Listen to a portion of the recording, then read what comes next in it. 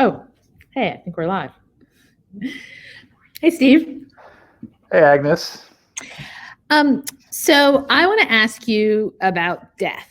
Okay. In particular, since we're all going to die, it seems like the really sad thing, the really bad thing is premature death. But there's a new paradox that this guy just came up with. I put it up in the chat to the effect that like all death is premature. Here's how the paradox goes. Presumably dying prematurely means dying before we would expect you to die, right? That is earlier than your life expectancy. When I'm born, maybe my life expectancy was 75 years, right? But so as you age, your life expectancy changes.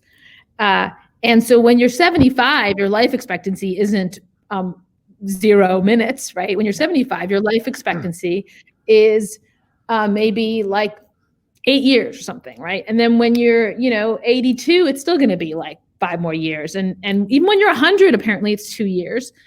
So it looks like your life expectancy is always in the future. And so whenever you die prematurely. Is that right? Do you think whenever you die prematurely? What do you think of this paradox? Yeah, that's good. That's interesting. So, in other words, basically, unless you're the oldest person to have ever lived, right, they're going to be the statistics are going to be such that at any given age, your life expectancy at that age will be a little bit beyond where you currently are. I think it might even be true if you're the oldest person who's ever lived. Oh, really? It depends on how we're doing these statistics, right? But like that is if it's simply based on how long other people have lived, if we're sort of actuarial tables, then you're right. But if it's based on sort of like, just, I don't know, knowledge about your health or whatever, like, it's like, would we suppose you were the oldest, you're 112. Do we think you're going to die in 1 second? Like, probably not. Probably would say, I maybe give him a year or so, and then you die, right? So it might still, right. It might still be a paradox even for the oldest person. I see. Yeah. Well, I think the serious issue here, to my mind, is whether we mean by premature death dying before your statistical life expectancy at any given point, right? We might mean something more like dying before the time of a normal human life in general. So that if we think, given your life expectancy, let's just say given your life expectancy at birth, that kind of fixes the time period of a normal human life or at least for you, for your demographic or whatever. And so that will determine your premature death. And we don't revise that. That would be how I would initially respond to the kind of, I don't know, quasi-mathematical paradox, and just thinking like the idea of premature death doesn't quite line up in the right way with life expectancy in that mathematical sense. But in another, go ahead. No, I was going to say, I was getting a little feedback from your headphones. Maybe try without the headphones. It might be better. Let's try that and see. How's that? Let's go for a bit and see. Yeah. Right. So you were saying maybe we fix it at birth. It's your life expectancy at birth. Premature death to me does not seem to be equivalent to dying prior to your life expectancy at any given point, at least. Right. So your thought is it's your life expectancy at birth. And so if you were in a culture where the life expectancy was to live until 60, then, if you live till 65, it's not premature. Whereas if you live in a culture, say, where it's expected till 80, then it is, but it's at birth. It's defined by birth. That's your thought. Yeah. Good. But like, it seems to me there's something that this paradox captures, which is like, when we first of all, when we find out someone died, like even if they're, like close to the age that we think of as the the cutoff or something, let's say 70, it's a bit surprising to us. Like it feels like something's been taken away, right?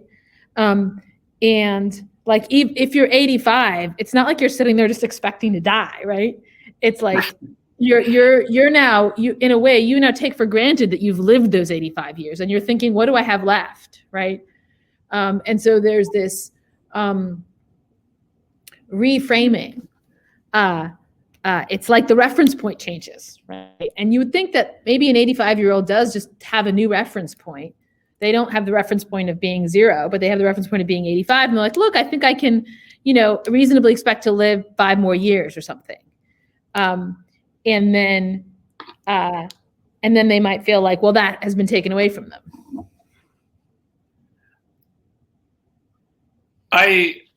So I see the point. I mean, in one way, and this was what I was about to say when my headphones started reverberating. In one way, I think I just agree that there is a sense that it doesn't actually seem all that paradoxical to me at all, which is just that our death always is premature, at least from our point of view. But I think you put it, the way you just put it, better captures it than it sort of might be suggested by the paradox that you originally raised, the kind of statistical paradox. Because the way I heard that statistical or mathematical paradox, the expectation that, say, if you're 70, that you'll live another, 10 years, or the expectation that if you're 85, you'll live another 5 years, is like, might be put this way. Well, you've made it this far already. Sure, keep going. And then if you don't, that's kind of surprising. It's like, it's the kind of thing that makes me think that, like my old, when I used to have a Toyota Camry that had lasted for almost 20 years, thinking like, surely it's not going to die now, Right. It's made it this far, but that doesn't really capture, I think, the disturbing aspect of premature death that you better articulated as you're losing out on something, and that seems like it might even arise in a different way from the point of view of the person living that life than from, say, an outsider's, a statistician's point of view, right? The statistician might think, well, given, or somebody in the culture who sort of looks at how long you've lived and compare that to the normal lifespan in that era and that society, and thinks you've lived a full life, you've lived a complete life in a way. I mean, if anything, you're living on borrowed time. But from the point of view of the person living that life, it might always seem, and reasonably so, kind of premature, because you can always imagine yourself extending into the future a bit, and the possibilities will seem like a loss. Good. Well, one way to think about it might be just to think about the rationality of surprise, right? So it's like, you might think if you were a perfectly rational creature, you would never be surprised, right? Because you would have taken you'd have the probabilities all worked out perfectly. And yet it seems like we could go with the car case, right? And be like, look, it seems like it's rational for you to be surprised that your car died on this day, even though it lasted years longer. Because but I didn't think it would die today, right? Yeah. And it's like, yeah, it was always reasonable of me to think that it would last at least another couple hours, or at least another couple minutes or something. And so it looks like what this could show at any rate is that even if you're being perfectly rational, it could still be rational to be surprised. Although, is it rational to be surprised when your car dies after so many years? I mean, at a certain point, the right response, the rational response, seems to me to really be white knuckling it on your steering wheel as you're driving that old thing down the road, thinking, okay, at any minute, surely. Well, no, you should always be like, I don't think it's going to happen now, right? At any moment, you'd be like, it's totally rational for you at any moment to say it's not going to happen now. And if that's rational for you at any moment, then the moment when it happens, you'll be surprised, even if you're perfectly rational. And that's paradoxical. Let me interrupt us here. Yeah. Hi, everyone. This is Night Owls. We are going to be talking about death. And if you joined us last week, you know roughly how this goes, but I'm going to go over it again. So I'm Agnes Callard. I am a philosopher. I teach at the University of Chicago. And Steve, you want to introduce yourself? Yeah, I'm Stephen White. I'm a philosopher. I teach moral philosophy mostly at Northwestern. Okay. And there's one more person I want to introduce. He's going to be managing the chat and the Q&A. Tyler, you want to introduce yourself? Hi, I'm Tyler Zemmer. I'm also a philosopher in the Department of Philosophy at UChicago, and I'll be helping, as Agnes said, helping to kind of coordinate the event and doing the chat.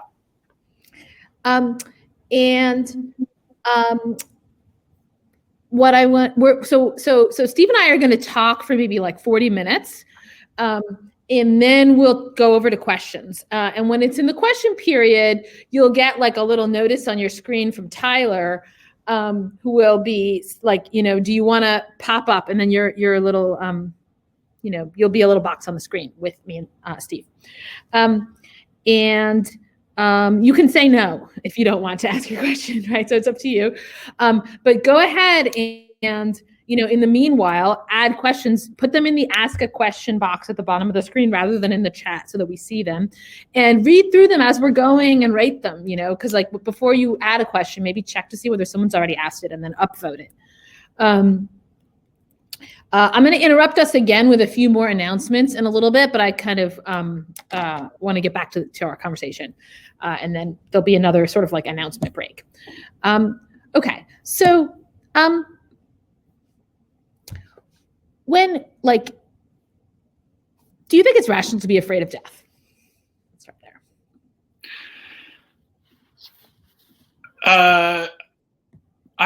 I want to say, in a way, no, because... Ooh, that's an exciting answer. Okay. Because there's to be afraid of. I mean, this might be relevant to what we were just talking about, because there's something rational, I think, about being afraid that you'll lose out on certain kinds of things, certain goods in life, especially as that gets more and more likely as you approach death. To be afraid of death itself, I don't know. I mean, I don't think that it doesn't seem like a bad state. I'm one of these people who thinks death itself can't be bad. It can't be a bad condition to be in. It's because it's nothing. It's not. So is this like the Epicurean thought that like where I am, death is not? Yeah, and where death is, I am not. So okay. So given that I am not, it could be framed in the Epicurean way, which I'm very attracted to, in the sense of, what I'm most afraid of is being in a bad state, and that's not death.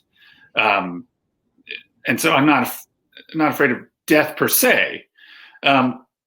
Another route to this would be via the kind of thing that Socrates says, where he says basically, like, even if we don't know what death really is like, so eschewing the kind of Epicurean line that we're just thinking of it purely as non-existence. The best guess is probably that it's either some kind of further form of interesting and delightful consciousness, or it's like a deep sleep. And both of those things sound good to me, not bad. So either I'm not around, or the likeliest explanation is that it's not bad. That said, okay. I'm afraid of losing out on some good things. So I have this. You might think it's a FOMO conception of death. I have a fear of missing out, not a fear of being dead. Good.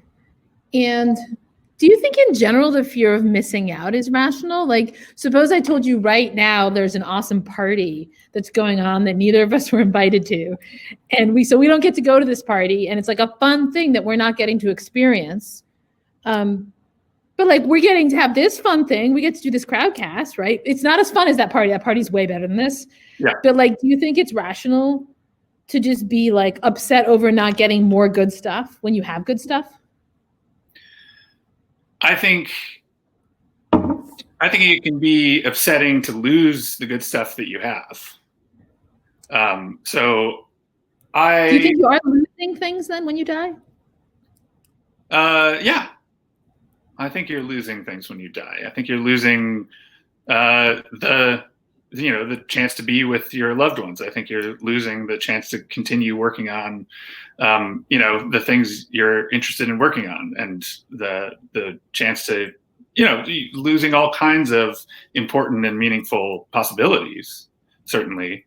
So if it would be I think it's very different for us to be in a situation where the question is, should I be concerned that I'm not at a really fun party right now because I'm here talking with you, Right. stuck in my bedroom, Right.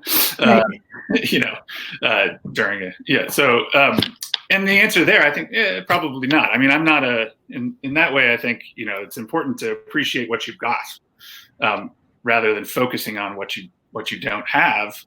But if I was hoping to, once I get done with this, go to that party, and now I learn I can't do that, I think I should be a little depressed. So is it just like whether you thought you were going to go to the party or not? Like, because I'm not sure I actually see the difference between the party case and the opportunities to engage with your loved ones that you won't have after you die. Because you know already now that you're not going to be able to engage with your loved ones forever, right? Yeah. So that's just like those opportunities. I mean, you could say you lost them. They're like a good thing you're not going to get, right? Is the idea that you're losing it only the sense, like, is it grounded only in like your possibly false and irrational belief that you were going to have it? Well, this is connected to the question of whether all death is premature, right? Mm-hmm. How false and irrational is it for me to think that I'm not going to have some continued possibility of interacting with my loved ones and carrying on with the things I care about. It may be irrational for me to think I can do that forever, but I mean, this is what I think is kind of interesting about that paradox, because it does sort of capture the sense which seems to me right, which is that at any given moment doesn't seem irrational for me to think, well, that is certainly a live possibility that I'm missing out on now if I were to die right now. It wouldn't be crazy for me to hope that I will not die right now and so get to spend some more time with my kid, see her grow up a little bit. And that's true however old I am. That seems right to me. Good. So earlier in the chat, I pasted, don't try to read it, I'm going to read it to you. I pasted an excerpt from this poem by Philip Larkin, in which he scoffs at the line of thought that we were developing. He says, this is a special way of being afraid no trick dispels. He's describing his own fear of death. Religion used to try that vast moth-eaten musical brocade created to pretend we never die, and specious stuff that says no rational being can fear a thing it will not feel, not seeing that this is what we fear: no sight, no sound, no touch or taste or smell, nothing to think with, nothing to love or link with, the anesthetic from which none come around. Okay, so Larkin there is saying that someone like Thomas Nagel, right, who sort of develops a position a little bit like what you are describing in his paper on death, has, and I'm going to put that in the chat as well, that person is missing out on like the main thing that we're scared of. We're like scared of the egocentric subject's disappearance, right? Like that my point of view on the world, that like that's what I have, that's what I am, and then that will be gone. And it's not like, what I'm sad about is not like the experiences that I'll be missing, but the kind of extinction of my soul or my point of view, that's somehow terrifying. So does that just not grip you at all? Well, it grips me, but it doesn't seem different from what we were saying earlier. So I guess I think of that. What I find disturbing about the idea of blinking out of existence, and insofar as it's captured by that Larkin poem, is not really missing out on like is not losing the point of view. It's losing the things that the point of view makes available to me. So I guess I would put it slightly differently, that what I'm worried about is, or what I think I should be disturbed by and possibly depressed by, is that I won't be able to, smell and see. It's not that the sight and sense of, smell will be gone. It's that, there are very kind of general things about that are good about being alive. Just being conscious of the world is a great good. But what I'm not so much worried about losing the fact of my own consciousness. It's more like I'm in, so that's not going to exist anymore. What I'm worried about is not getting to experience the things that I'm conscious of, and the awareness that I'm conscious of them. So that's I think of a kind of opportunity lost or a possibility lost, not a thing that goes away that I'm really afraid of. That I care about independently of those opportunities and possibilities. Good. So do you think that courage presupposes or requires fear? Like, that is, do you think you can be courageous? Yeah. If you're not afraid? Oh, that's a great question. It does seem like courage requires some fear to me. Because then that would suggest that you should be afraid of death so that you can be courageous in the face of death. Well, so one thing I mean, maybe I should have said this earlier, in going on like this about the, what makes sense about the fear of death to me and what doesn't.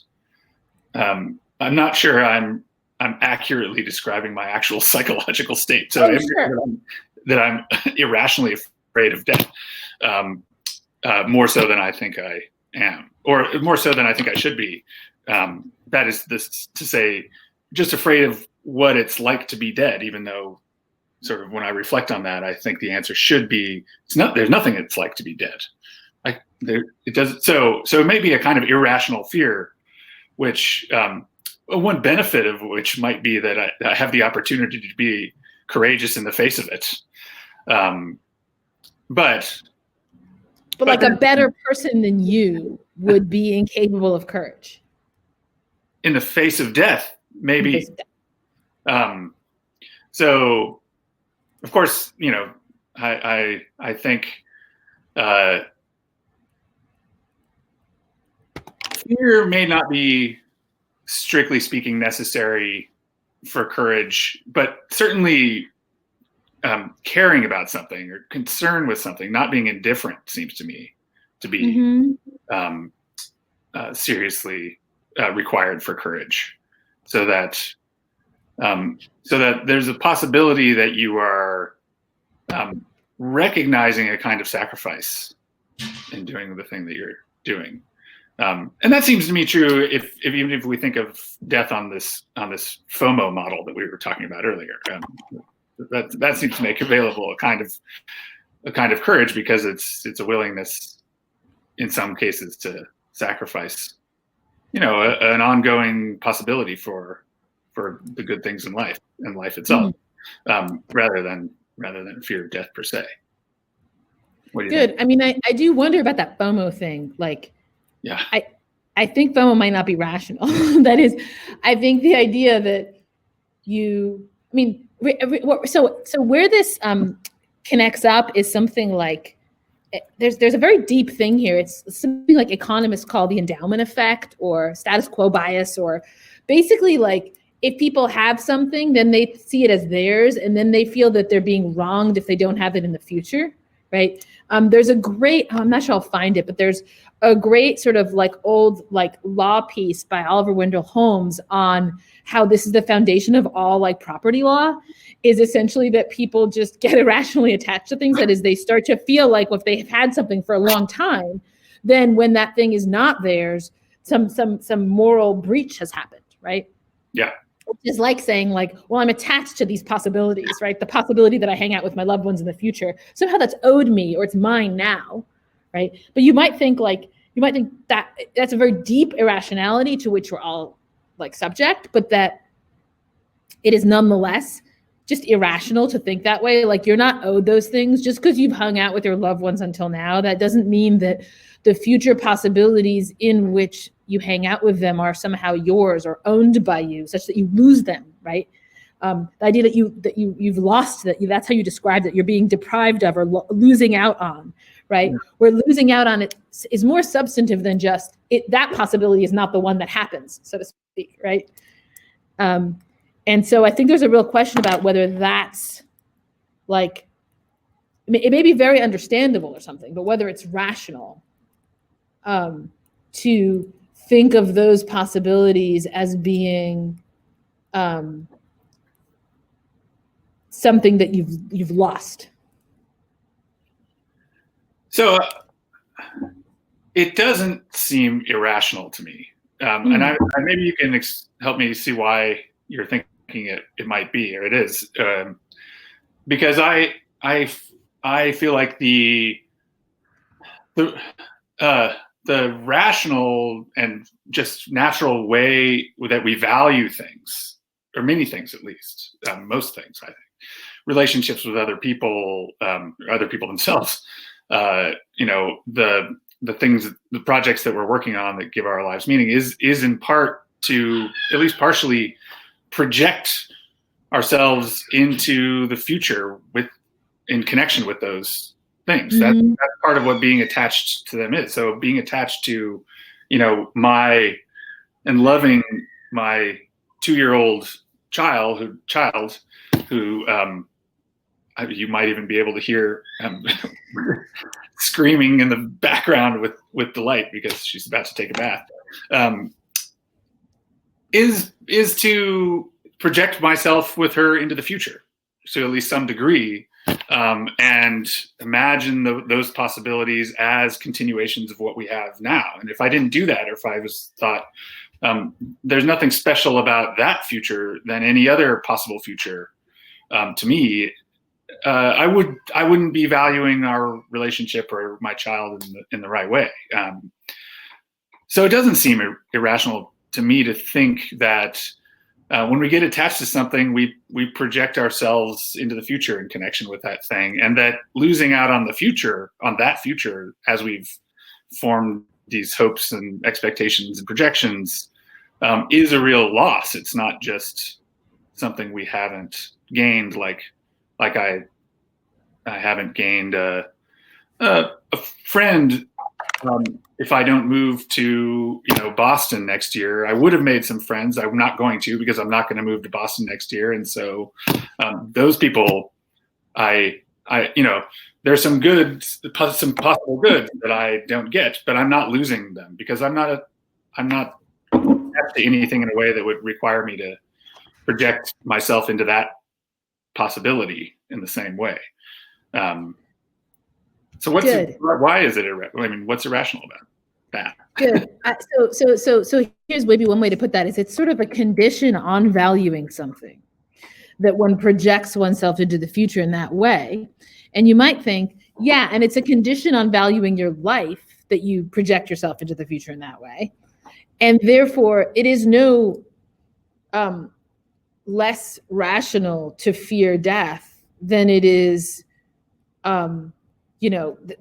like fear of death is exactly as rational as this. Well, you can call it the endowment factor. You don't have to call it a bias, right? But this tendency to project ourselves into the future that is like, a condition on caring about things or valuing them or having them matter to us. And so then it might be that we want to say that it is, it's no more or less rational than loving your child, say. Yeah, except that you still want to say it's not death per se. Sorry? You still want to say it's not death per se that you're afraid of in that case? Yeah, that's what I think I still want to say that. I can see why you're pushing me in that, to get there. But I still want to say that, I think, because I'm thinking, what is my life that I care about and am attached to in the sense of wanting to project it forward? Well, my life in that sense is not, I think, the continued functioning of my organism so much as it is my child and my friends and my projects, my possibilities for activity and thought and consciousness that are the substance of my life that I care about and that I'm projecting forward. But that's what I'm saying I'm worried about missing out on, not the state of non-existence or the. Okay. Let me take a little break for a minute here. I want to make a few announcements. So the first is we have writing contests every week in connection with these events. And for this week, I want to just announce this week's winners. So our first prize goes to Easter at the End of the World by Megan Fritz. Second prize, The Unlikely Event by Phoebe Pan, and tied for third place, Anna Lerner's The Rhythm of Chaos and an untitled poem by Akash Mehta. So congratulations to all of you guys. These will be up on our Night Owls website. Tyler, maybe you can put the link on there for the website. And because the link will also take you to our next contest. Because next week's Night Owls is on what are universities for? And I'm going to be talking about Daniel Diermeyer, who was until very recently the provost of the University of Chicago. He's moving on to Vanderbilt. And we'll talk about what are universities for. So please write us an essay on that topic. And you can win great stuff like t-shirts, tote bags, gift certificates, etc. It's on the blog. And you can also find the schedule for future Night Owls on that blog. And the one other thing I wanted to add, which I forgot to say last time, but I always say during Night Owls, is that you should feel free to come and go as you please during this event. So you don't need to stay the whole time. You can come back, you can leave. It's not a class.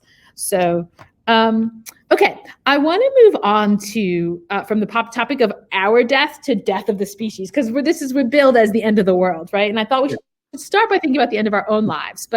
So there's a philosopher, Sam Scheffler, who was my dissertation advisor, and he wrote this book that basically argued that we would be way more disturbed, in a certain way, are way more disturbed by the idea of the end of the species than our own lives. That in some way, the continuation of human life after our death is like a condition on our ability to value. And so, we're very invested in what he calls the afterlife. By the afterlife, he doesn't mean my personal afterlife in heaven or something. What he means is the fact that other human beings will continue to live after I die. I will put that up on the. What do you think about this? About Sam's view here? Does he find this persuasive? Yeah. So I find this. His argument here really, really interesting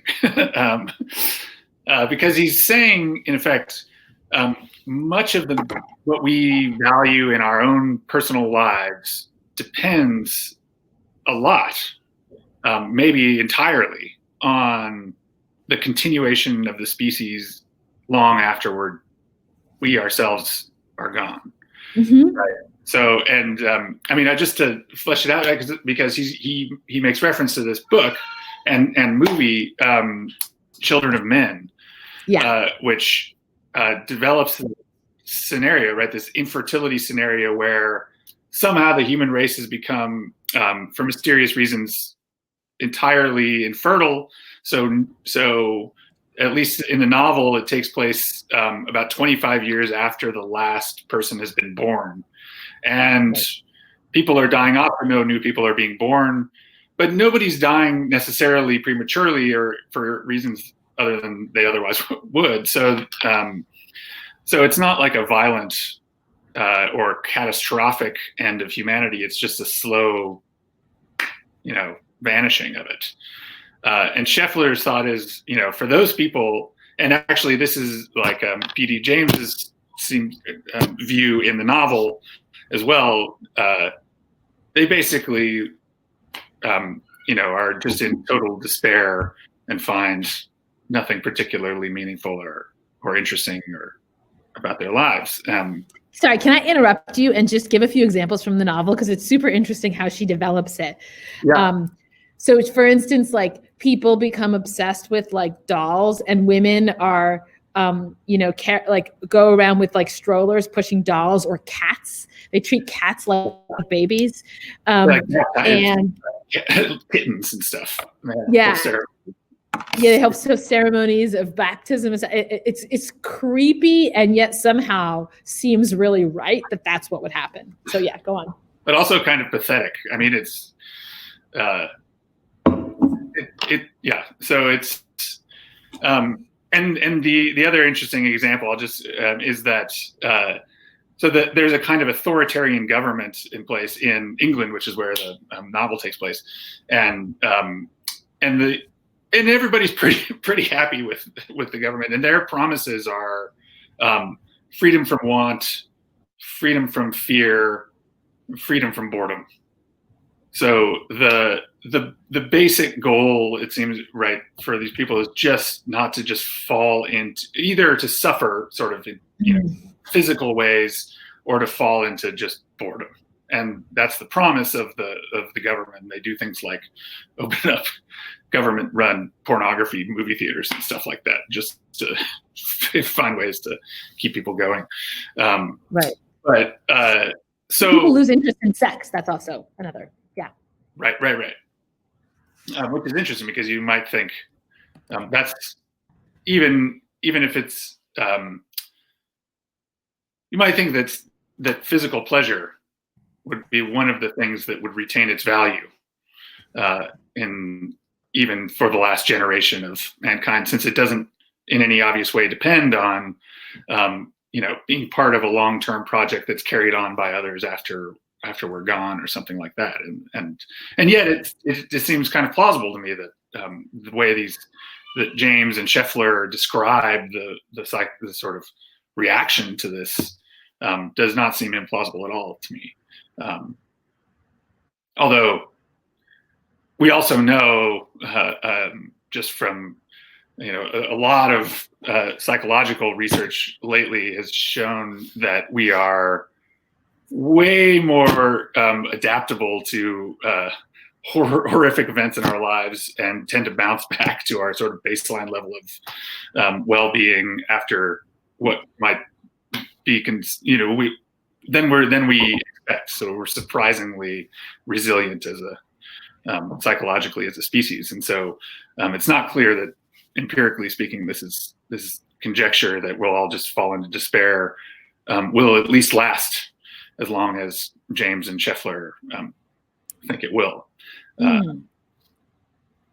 So we might bounce back. Right.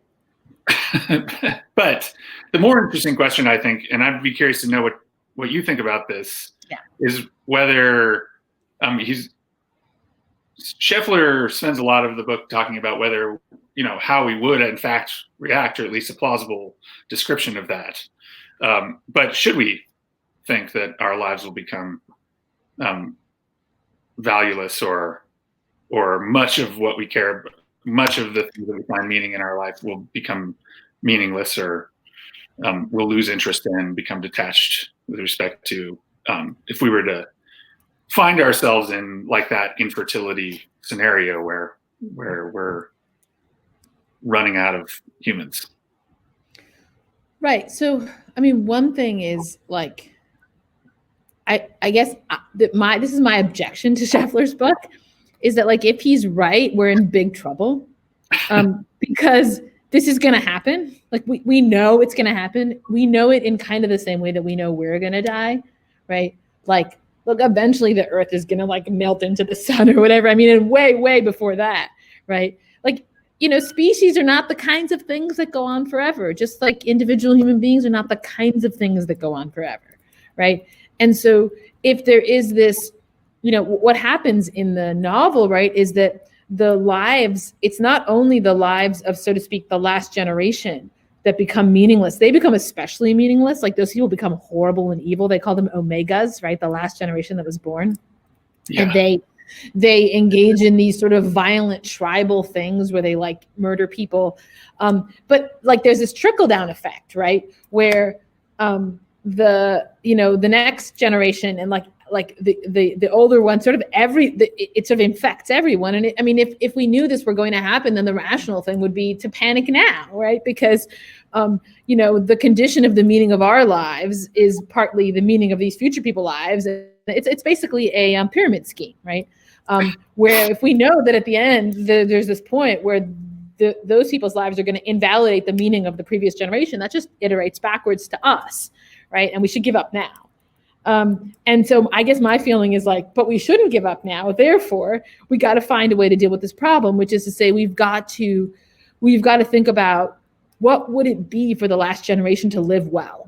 Right. And I think it's sort of analogous to the problem of like, I want to be able to face my own death. Even I might just die without knowing it, but I'd want to be the sort of person who has some thought in place in the face of her own death, such that I could possibly face it courageously. I want there to be a possible thought I could have. Right. Similarly, I want there to be a possible thought the species could have, even if I can't have it yet, like even if that's for the future generations, but they had better be. And so I feel like I don't know if he is right, but like I want him to be wrong. And so, in a way for me, the interesting question is like, what would it be to do that well? Like to be the last generation, but to do it well. One thing I'm very struck by in Scheffler, one place where he talks about why the other people matter, he says that, we're embedded in these social networks, right? And what we want is to die with those networks in some sense still intact, so that we can sort of imagine the world going on without us, but almost like a party that you had to leave early and less like a gathering of strangers, he says. I really like that. So his thought is, we want the future to, in a way, bear our mark or be continuous with us in some way, right? And what's interesting to me about that thought is that there were a bunch of people earlier in the chat who were saying, look, the thing that bothers me about my own death is how it would hurt other people, right? And I think Scheffler's thought is like, no, that's the good part. The fact that it would hurt other people is what makes my death bearable, because it means that there are these standing relationships that I pull myself out of, right? And so the question is like, could I, not have any of those connections to people? And like, and think of the future as something that really is totally disconnected from me, and yet still feel like my life is meaningful. And I suppose I want the answer to be yes, because I feel pretty sure, as a matter of fact, that there is a time in the future, and it's not that far in the future, that will be really completely disconnected from me now. Yeah, that's interesting. So, I mean, I don't know what you think. One thing that seems likely to me is that if we were, say, members of the last generation of alive or to live in the human species, that the things that seem likely to retain their meaning and value to the greatest extent would be our connections with other people. So the desire to sort of connect with others who are around us and care for them and love them, and those are the kinds of activities that seem to me least vulnerable, maybe, to the prospect of human extinction. And it's striking that I think there's a kind of disanalogy between, a different, Scheffler is all about various ways in which there's this asymmetrical attitude toward our own death and versus towards the human species, where, in one way, he actually, the prospect of our own death is itself necessary for our life to have meaning, and yet the prospect of human extinction is like undermines that. So that's an interesting symmetry. But there's another more surprising disanalogy, if he's right, which is that he thinks, the imminent prospect of human extinction would just undermine our concern for the things that we care about and the sense that things matter. Yet, as I understand it, a lot of, often people who have faced death, or come up against the possibility of their own death, or even facing it, have a terminal diagnosis, often take it that they are now capable of appreciating certain aspects of their lives that they were up until then taking for granted. And often that's other people in their lives, friends and family. The desire to spend time with their loved ones is magnified, and the desire just to kind of appreciate what's around them is magnified, and even their ability to do that. So that sometimes if people recover from what they thought was an illness that was going to kill them, have them think, look, now I see I'm capable of appreciating things in a way that I wasn't before, because now I know what they're worth. So it's interesting. I'm curious whether we might think, a different kind of conjecture would be that something similar might even happen if we thought, look, we're the last generation of the human race. It's not clear that we would just become nihilists at that point, as opposed to thinking, well, we'd better, take some time to really get some appreciation out of this world while there's somebody left to do it. Good. Though if we take, it's definitely, it's sort of a thesis of the novel. The novel is very Schefflerian, right? Where there's not a lot of carpe dieming going on, and that in the novel, you get this sense of meaning when there's a pregnancy, right? And it's then all of a sudden he develops this connection to this other person, and suddenly he develops a kind of robustly ethical relationship with someone because there's a future, right? And so the question is are we capable of appreciating one another, right, in a fully synchronic way? Maybe let me frame that question slightly differently. So, but another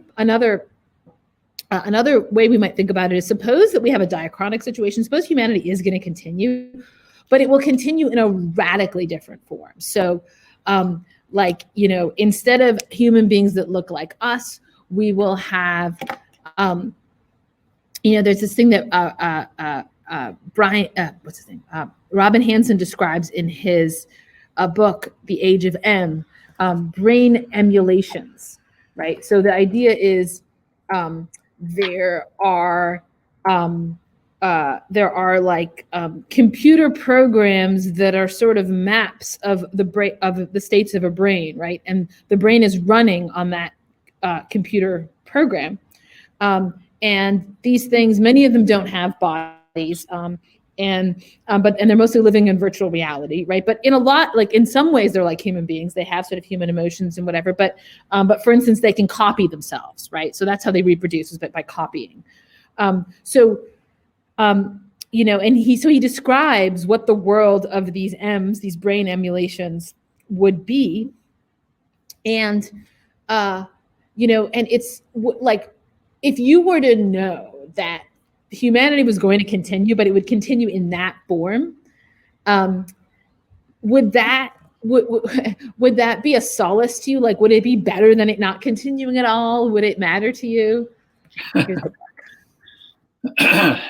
Well, I mean, the solace that seems to come from even that, I think, and that sort of Scheffler is thinking about in particular, is that there's still going to be a sense of belonging to a kind of human history, even if it changes and develops in radically different directions or unexpected directions.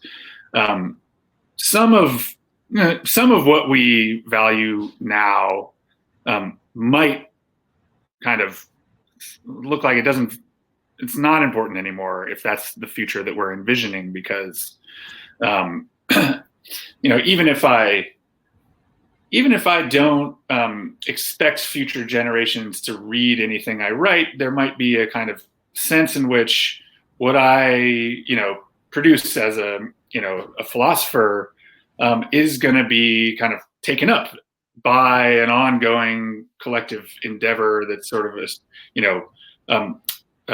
progresses over the long term towards greater philosophical insight or understanding, or at least philosophical insight or understanding that develops on what has come before it.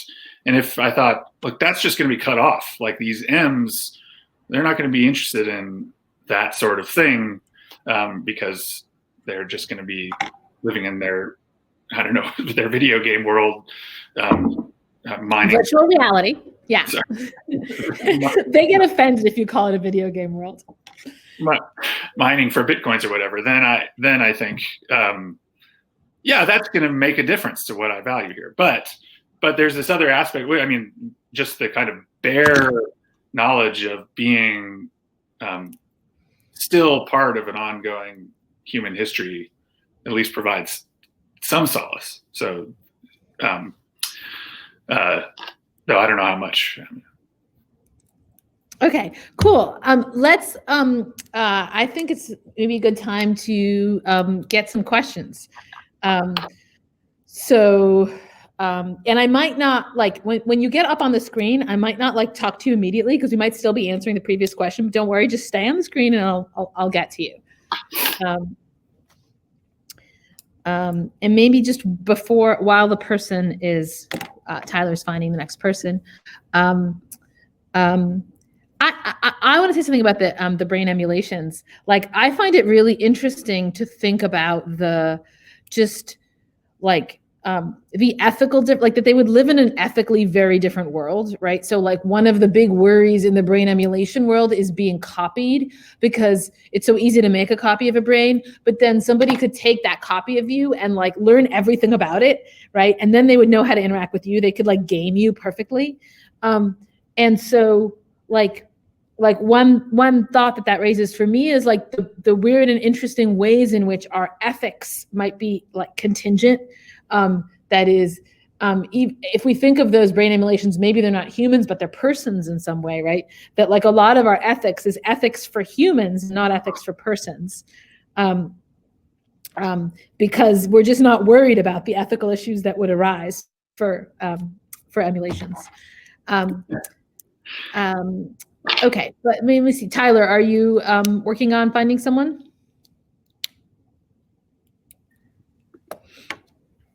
Hi. Oh. Hi. Yes. Yeah, no, I was going to invite up. I was just in the process of asking Ethan Yu if they'd like to come up and ask their question. I'm going to invite them right this moment. Okay. Cool.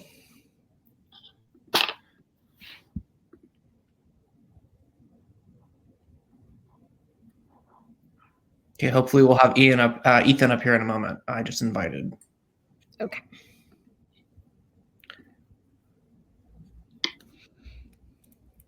So, Agnes, do you think that the ethics would be that would show that ethics is really radically contingent, or would it just show that that we can say we find ourselves in very different circumstances? I think that if I knew that was going to happen, I'd want to do different ethics now.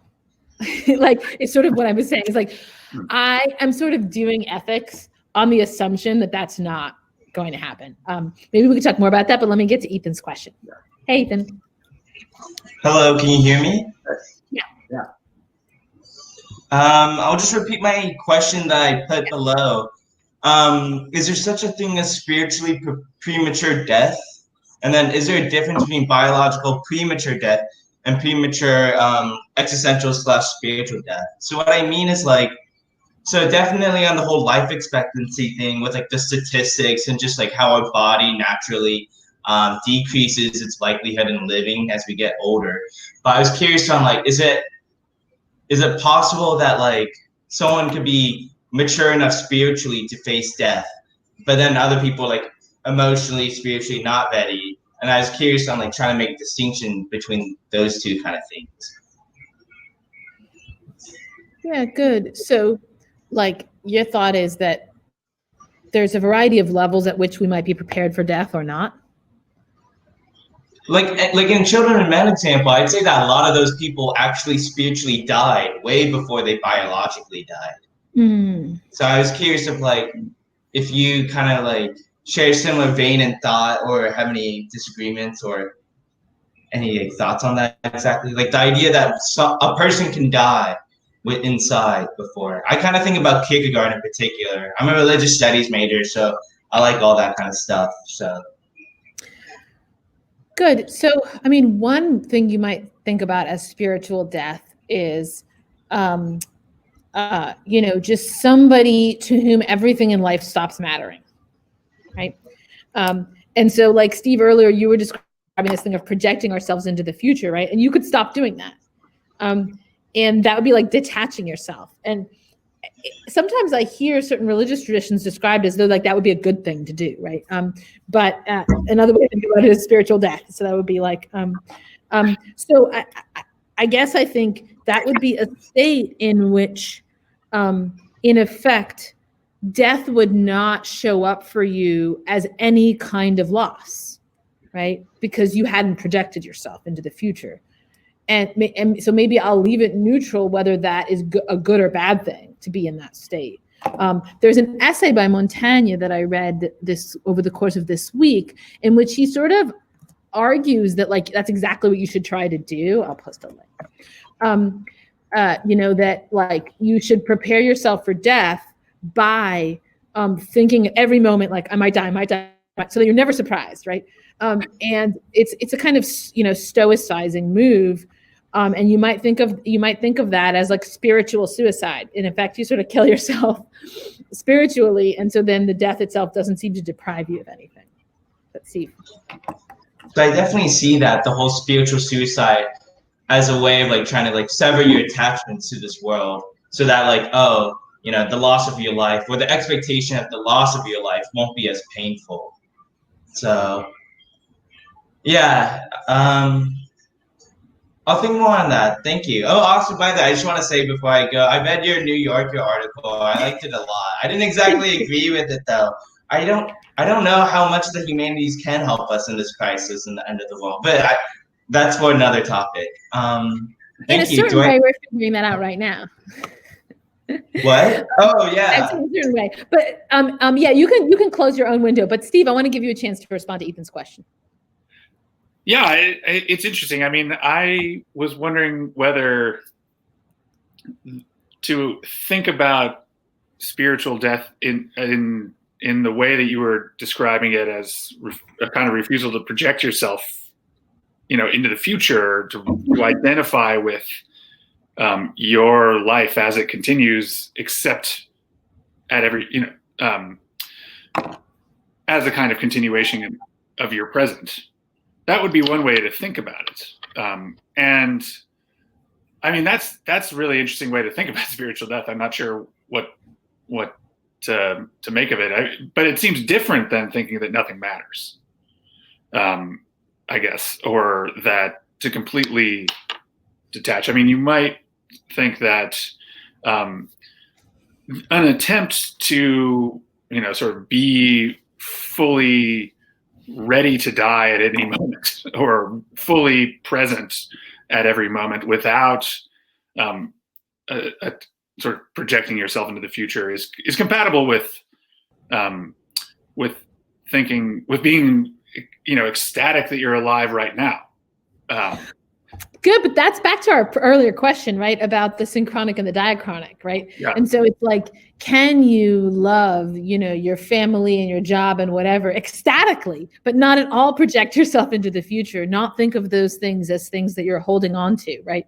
And I thought that we agreed earlier that, in fact, it's a condition on valuing those things that you project yourself into the future with respect to them.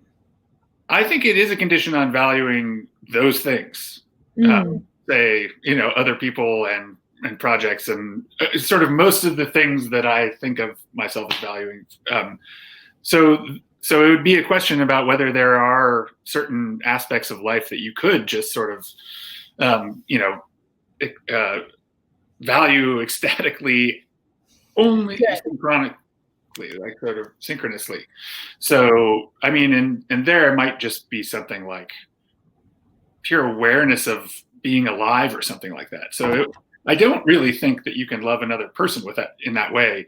You might be kind of awed by another person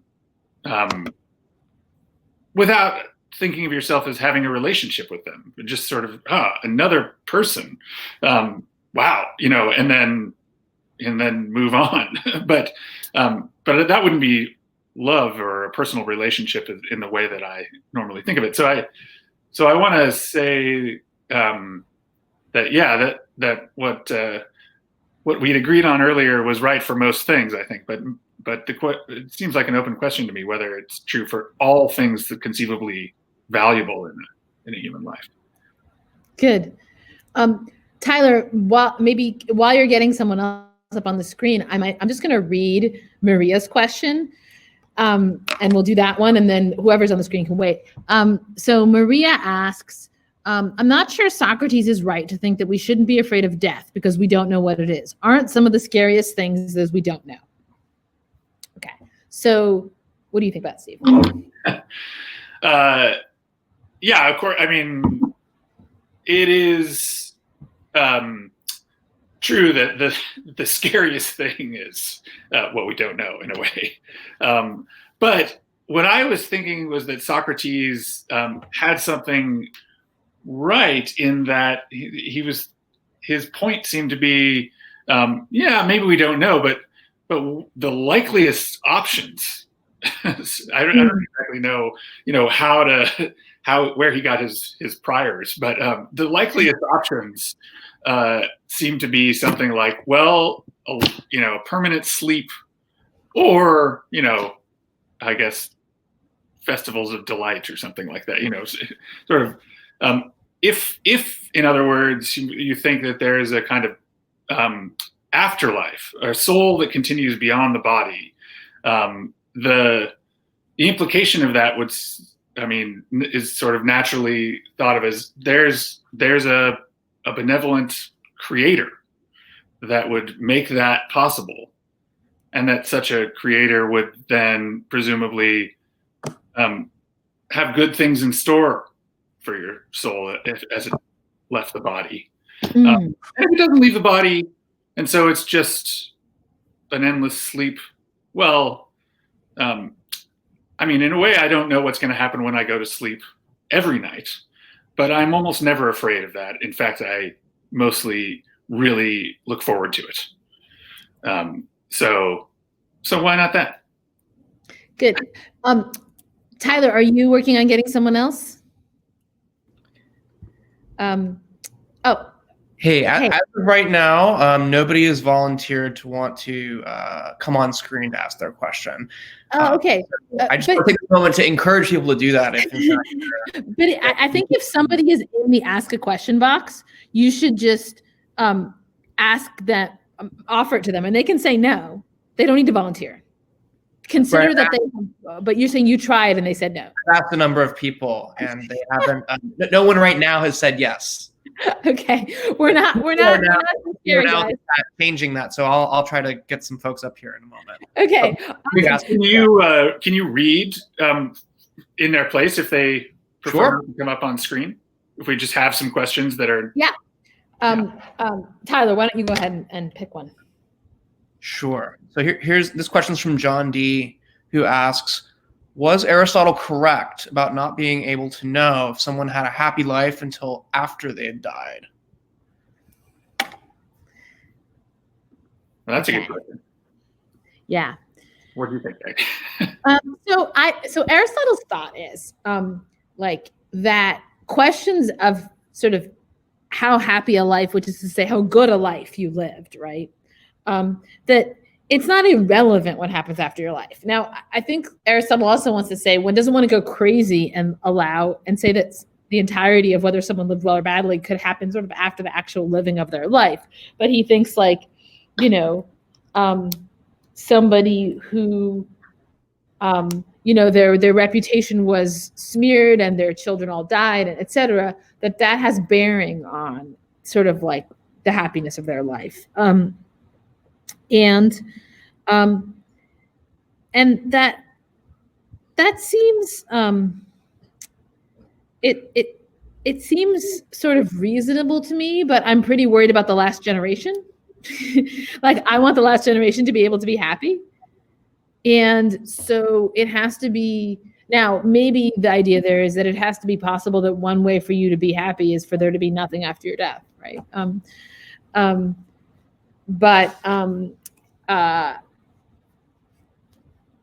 So I guess I want to say maybe it depends a little bit on how you've lived and the ways in which you've predicated the goodness of your life while you were living on what would happen afterwards. Like someone could have a dying wish, right?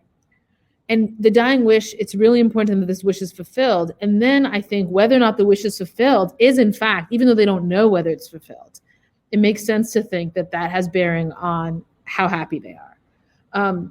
And so it's sort of like, it might be a function of almost like how many wishes you die with.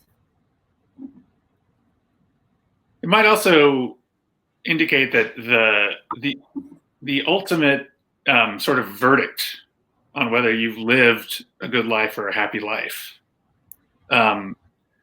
is not something we should care that much about in our own lives, because in a way it's not gonna we're not gonna reach that verdict. We're never gonna know. We'll never be able, it's not like an assessment that we can make use of in our own lives. It's only sort of available to those who come after us and might, kind of look back on the whole course of our life after we're gone and say, yep, on the whole, that was a pretty good life, or not.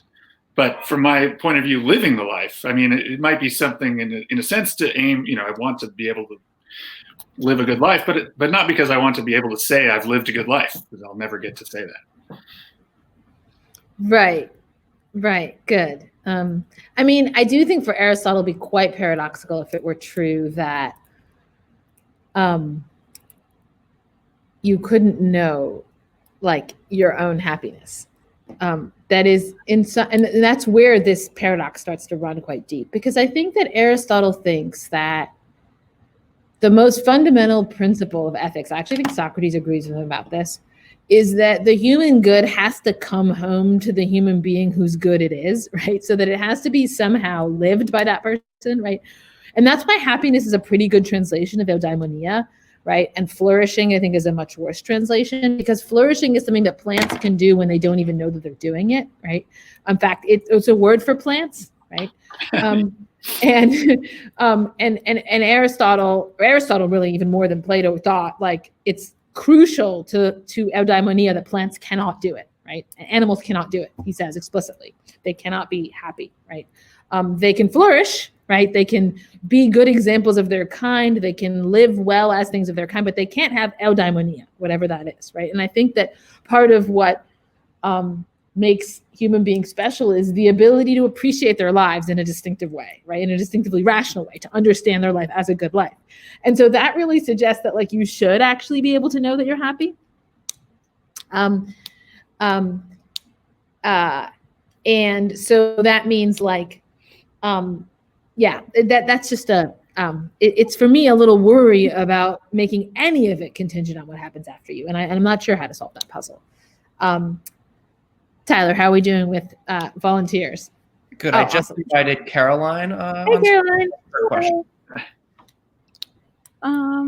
Okay, so I guess my question was kind of in relation to the stuff we were talking about with, for example, whether death should be feared or how we should view death in relation to the way we live our life and things like that. But given that no one alive has ever experienced death, from where do we gain our ideas of what it's like to be dead? And given that on some level it's all guesswork, what role should our guesses of what death is like you said, like sleeping, afterlife, nothingness, play in academic conversations about death, such as the one we're having? Yeah, good question. And let me add something. I'm not going to answer your question. I'm going to add something to it, and then Steve's going to answer all of it. What I want to add is, like, it seems actually, this goes back to Maria's question. It seems like uncertainty has a really important role to play in, like, fear. We're often afraid in situations where we feel uncertain and we don't know what's going to happen. And uncertainty is very characteristic of fear. And death is this thing where it's this giant uncertainty, right? And yet, you could argue like, well, look, suppose I'm going to go to the dentist and suppose I think there's a 50% chance I'll be in intense pain, right? And then I might be afraid of that, right? But suppose it's 100% chance, then I'm more afraid. I'm not less afraid because now there's no uncertainty, right?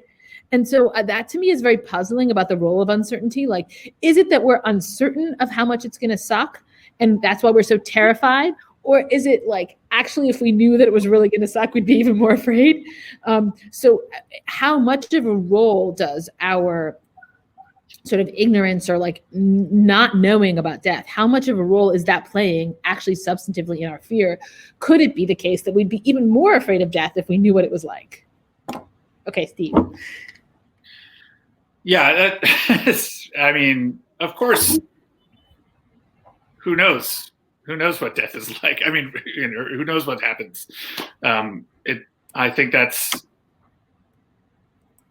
how could we really know? The only, and I take the point, Agnes, that you just made, that insofar as we're sort of honest about that, there's this kind of looming uncertainty, which seems like a source of fear that is just independent of anything that we might conjecture about what it's like, or what we might miss out on, or what we lose in dying.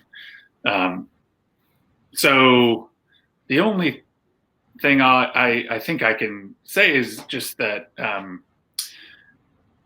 it's natural to think that there's some real uncertainty, like it's just as likely that we will continue in some form after we die than not. Partly because it does seem like just a kind of unimaginable possibility that I won't be around at some point, in the future. And so it's very tempting, I think, to just think we're going to continue, but at the same time, I mean, given admitting that, yeah, sure, what do I really know? But still, given that lots of things go out of existence, they cease to exist, and so it's a kind of weird hubris to think that I won't cease to exist at some point. And if I cease to exist, then there's just nothing that's like for me, because there is no me. That this is the good. Yeah. Right. And so you're denying Caroline's claim that we don't know what it's like. It's sort of ill-defined, right? There is nothing that it is like. So there is nothing to know. And so I'm not missing any knowledge. Right. And maybe, so here, yeah, sorry, is that true death? I think that's right. So, but I mean, where there's got to be an uncertainty is whether I exist in some form after my body ceases to exist, right? That would be the good. And so, and maybe Tyler, feel free to bring someone else up on screen, but I wanted to say one other thing to this, which is like, sometimes we talk as though we all believe that we're going to die, right? Like, that's like, yeah, we know we're going to die. So that's like our first premise, right? That's how I started with today. I'm like, look, everyone's going to die, but is it going to be premature, right? But maybe on some level, we do not believe that we're going to die. Like, we cannot really believe it. we have trouble actually believing it. And one of the ways in which we don't believe it is we're like, what is it going to be like when I'm dead? And that's sort of imagining myself alive while I'm dead and imagining myself experiencing the death. And it's a way of, and I certainly do that. And if you're like, no, look, there isn't anything that it's going to be like because you'll be dead, right? It's like, but I don't want to allow myself that thought. And so a lot of what we are doing with death, how we are in relation to death, is that we pretend that we believe we're going to die, right? But our ways of talking about our death illustrate or something, reveal that we don't really fully believe it. And so we ask these questions about it that we would only ask if we didn't actually believe it. And that some part of the is it rational to be afraid of death story might be, is it possible to believe that you're going to die? Like, is it possible to really fully believe that? Yeah, that's what I was thinking in this thought that it's like we're so tempted to think that, you know, at least there's this possibility of existence beyond our physical, you know, our body, right. Because it's unimaginable, and that's and so in a way, it's unimaginable in two senses. It's unimaginable in that it's like incredible. It's, you know, unbelievable, and that is so in part because it's literally unimaginable because there's nothing to imagine. Right. But that's the truth, probably. Right. Hi. What's your name? Hey. So I have a quick question, just kind of rolling us back a little bit to the earlier parts of this conversation. Good, but tell us your name first. My name's Jeremiah. I'm down here in Arizona, and my question is concerning opportunity cost when it comes to the topic of death. And I feel like we're kind of taking baby steps toward an answer to the kind of overarching question of the stream here. But I was wondering how you think a conversation about opportunity cost plays in with our thoughts about death, in particular when it comes to an individual's responsibilities. Because I think that's an important part of the conversation, in that beyond just your happiness, beyond just your innate fear of dying, of losing everything, you also exist as a node within a network. You exist in relation to the people around you. And I think that's a very important part of the conversation, because in the event that you die and you still have, say, children that are reliant on you, you still have friends that really count on you, you maybe are married, you have a job or a legacy of some kind that's actually significant in the world, there's a serious cost that is associated with you dying. And I think in the conversation of should you fear death? How should you fear death? I think that's a very, very important factor. Just wanted to get you guys' thoughts on that. Yeah, good. Essentially, you're asking about not what I lose, but what others lose when I die. Right? Steve, do you have thoughts about that? I mean, I think that's an excellent point, and certainly something that should be taken into account as one of the losses of death. I mean, though I do think, so I guess I'm not sure exactly what Jeremiah has in mind by opportunity cost in particular. I mean, it seems like, so there are ways in which my death is going to impact other people for the worse.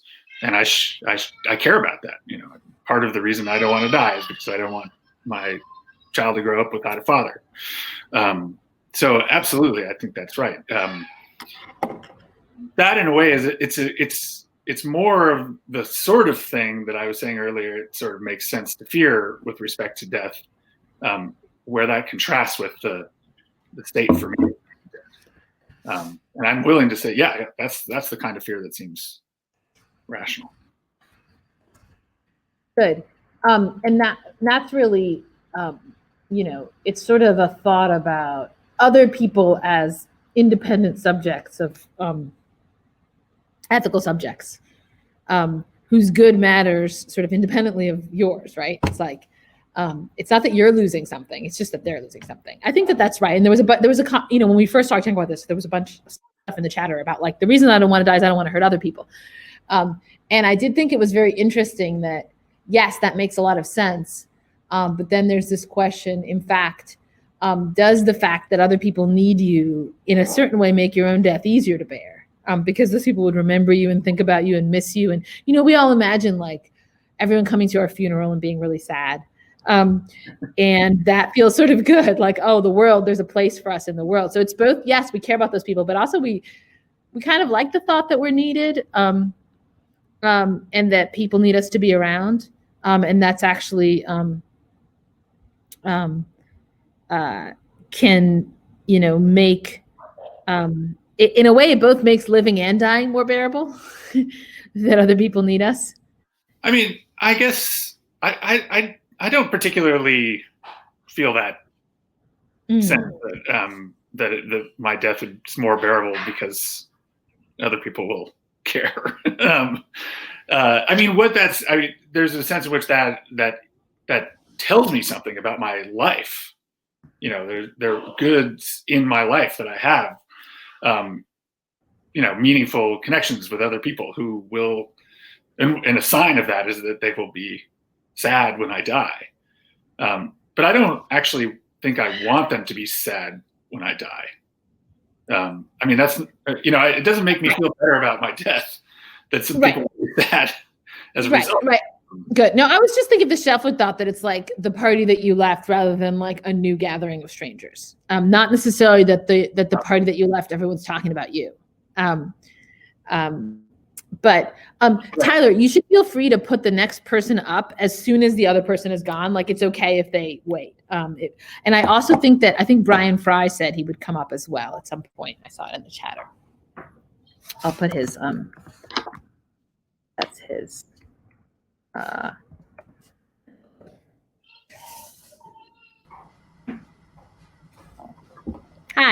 Hi. Can you hear us? I think that this is Vaughn. Yeah, I think it, I see it's not working for everyone. Maybe try, I think Vaughn's wasn't working. So maybe just try the next person, and we'll go back to Vaughn if we can. But in the meanwhile, maybe I will also look at some of the questions. Ooh, I like this one. How much did you think about your own mortality as children? That's Jeremy's question. Did you think about your mortality as a child? I'm trying to remember it. I don't know. I don't remember thinking about my mortality very much at all when I was a child. I think I was only dimly aware of it, which, is so one, there's this idea that your sort of knowledge of your death is part of what gives your life meaning, right? And this is another idea that comes up in Scheffler and has come up in a number of philosophers' sort of treatments of death. It's sort of idea from Heidegger that death provides a kind of horizon of your life that is a necessary condition of its having meaning. So that if you were immortal, the whole thing would fall apart. I think one thing that Nico Kolodny once pointed out was that this does not seem to be true for children because they have often no real awareness of their own mortality or a kind of horizon of death, and yet they are fully capable of living, a kind of a happy, value-laden life. So it's an interesting question. I don't particularly remember. What about you, Agnes? Did you think about it? Yeah, Caroline in the chat was just saying that she thought about her parents' mortality more than her own. I cannot remember thinking about death as a kid at all. I remember when my oldest was about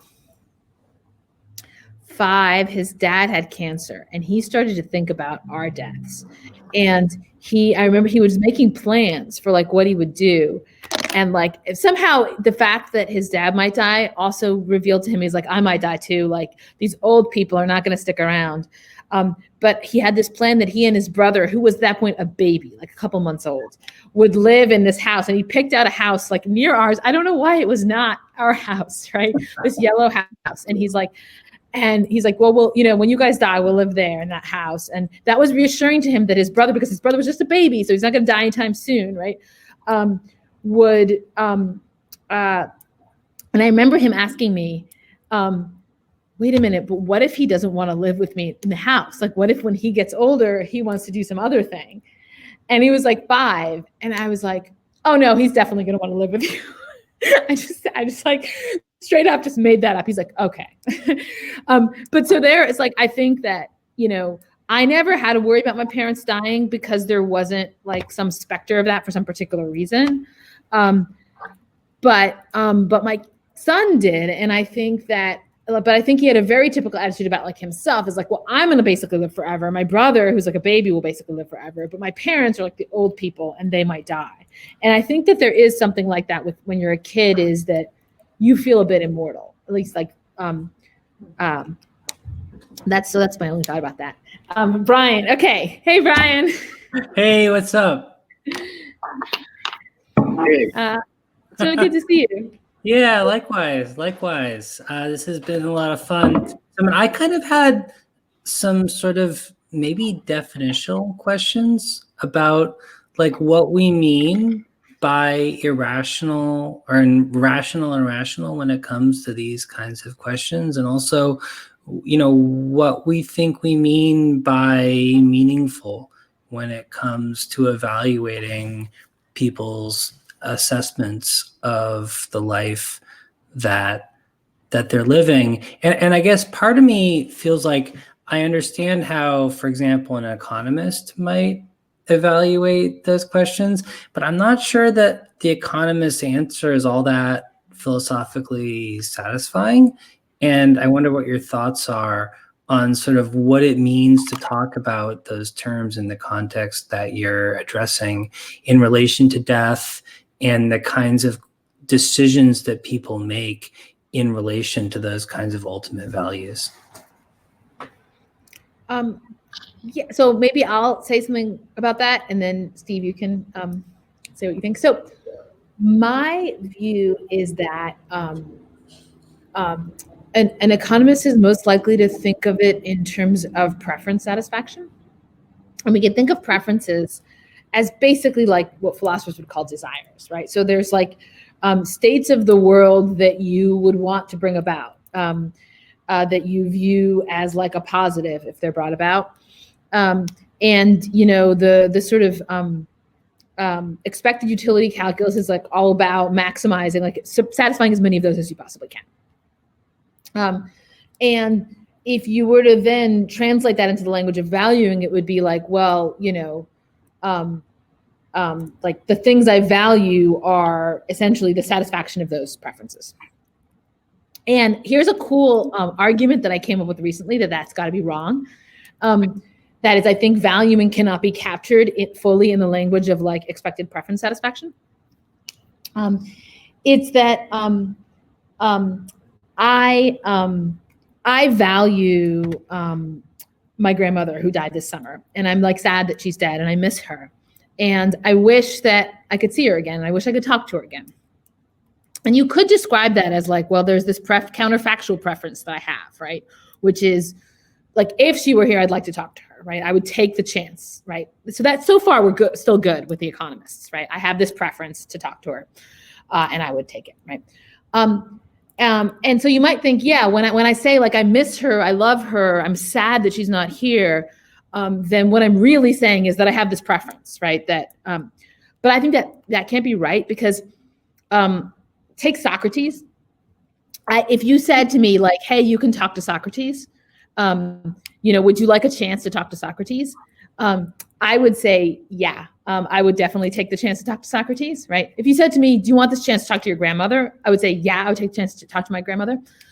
But I don't miss Socrates. I don't long for him. I'm not sad that he's dead. I'm used to the fact that he's dead, right? I miss my grandmother more than I miss Socrates. I don't miss Socrates at all, right? But now, suppose you were to say to me, you can only talk to one of them. You either can talk to Socrates or your grandmother. You can talk to your grandmother one last time, or you get one conversation with Socrates. I'm going to make a confession here. I would pick Socrates. Obviously, I would pick Socrates. Okay, I love my grandmother. I would feel guilty. I would feel bad about it, right? I do, but the preference that I would choose to be satisfied is the one for Socrates and not the one for my grandmother. Does that prove that I don't love my grandmother or that I love Socrates more? No, I don't think it proves any of that. It shows you that my missing of my grandmother and my sadness that she's not here cannot fully be captured in terms of a preference that isn't satisfied, in my view. And in fact, I would have to tell a longer story about this to explain like this idea. But what I want to say is that what philosophers have done recently, so Scheffler and Kolodny, right? There's kind of a team of them who've talked about valuing, where valuing isn't just about desires. It's a complex, it's kind of a nexus of attitudes that includes a belief in the value of the object, a desire, and a kind of affective openness, a kind of emotional vulnerability to the object of desire. Arguably, there's more to it than that. I actually think there isn't more to it than that. So, but that these things can be enmeshed with one another in ways that sort of color one another. And so when I talk about meaning of your life, the idea that your values that are important to you, what I'm talking about are those sort of nexuses, those bindings together of the cognitive, the conative, and the affective. And I think when the economist talks about it, he's only talking about desires. And I think that's wrong because of the argument I just gave. Sorry, this is my lighting. Oh yeah, your lights are out. Yeah. So maybe I'll just say something about how I'm thinking about rationality in connection with something like fear, since we were talking a lot about rational fear of death, irrational fear of death. And it might sound somewhat weird to think about rationality in connection with the emotions in that way. And that certainly is not going to be able to, it's hard to make sense of that in terms of anything like an economist's notion of rationality as, maximal preference satisfaction or something like that. And so the idea is that our emotions like fear are not just kind of like inner sensations or sort of pure feelings or something like that, but they actually have objects, they have intentional objects, and they construe those objects or characterize them in certain ways. And whether the object is in fact as it's construed by the emotion can help determine whether that emotion is rational or not. At least it's appropriate to the object as it's represented by in this kind of emotional light.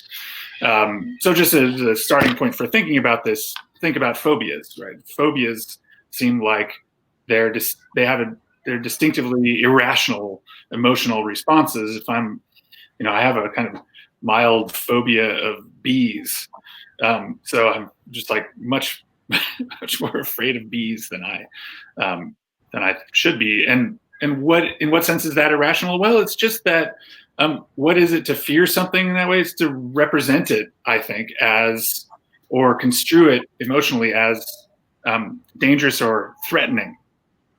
And I know that bees are really not very dangerous or threatening, and so at least not to the degree that I am inclined to, fearfully run away from them.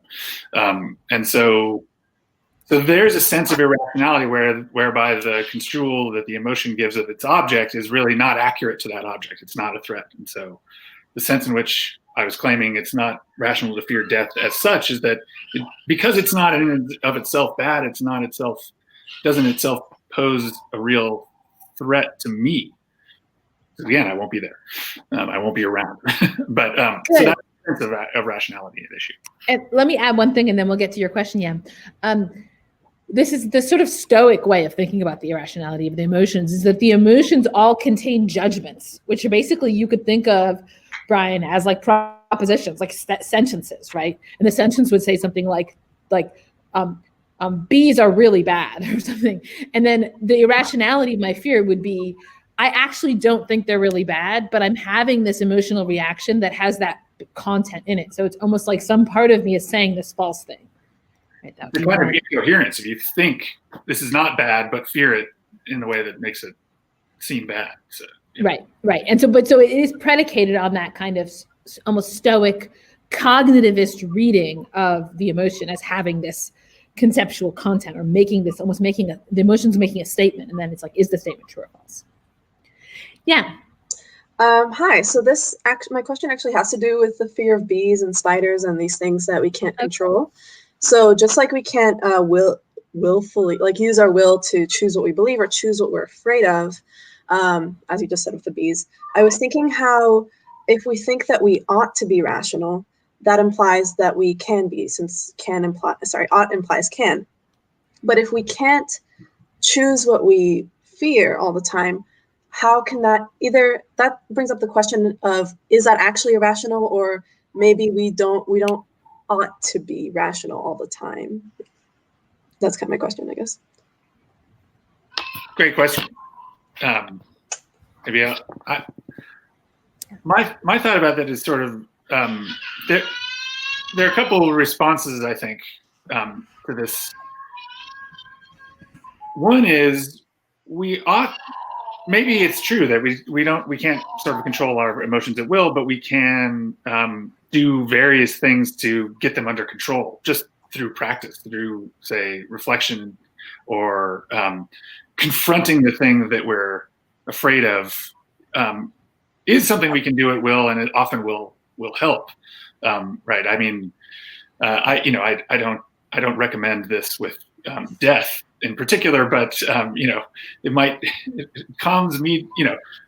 The more I'm around bees, the less I'm afraid of them, and that's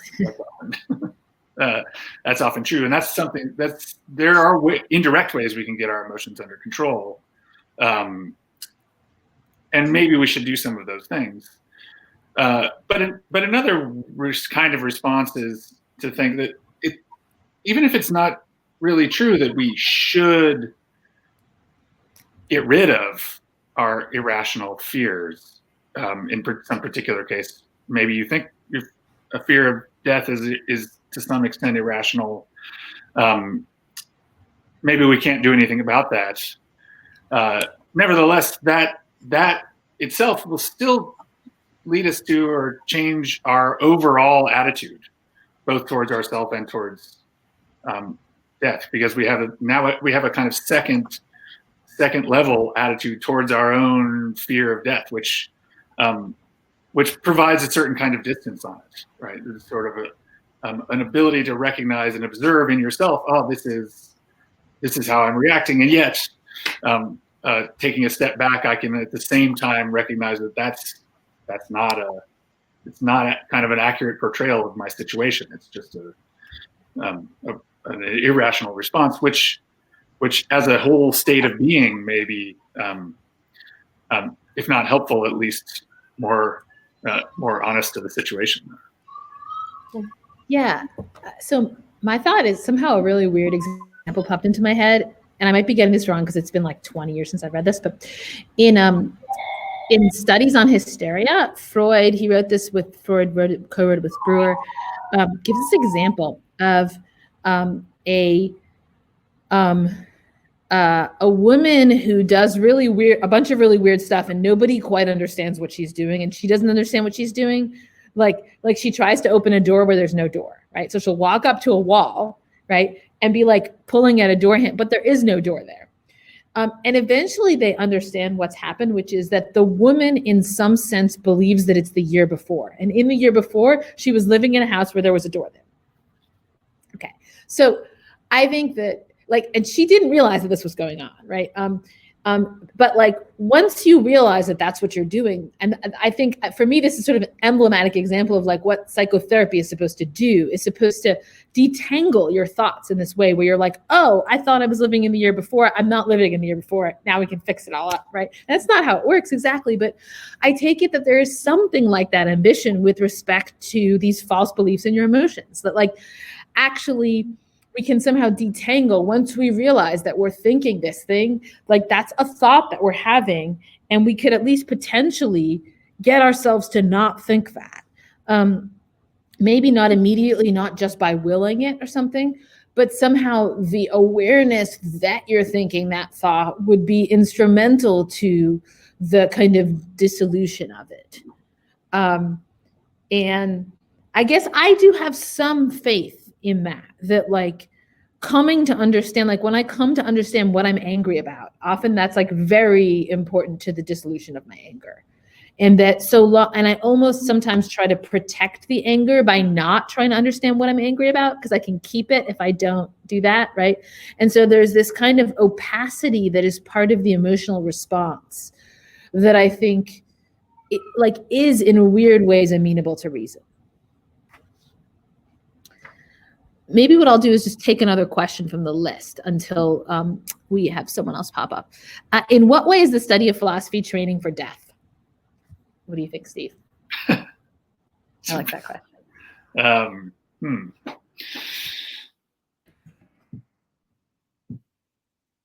Depends what kind of philosophy, I guess, but like what you do. Do you feel like it's trained you for death at all? Well, I mean, if it does at all. Hi. I think I had a question. Hold on a second. Philosophy at Hold on, Vaughn. at Can you hear me? UNC Chapel Hill. My question was, okay, let's go. Does the reality of death make life an emergency?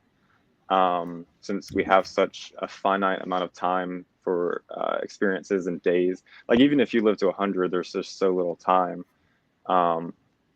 Yeah, that's my question. Okay.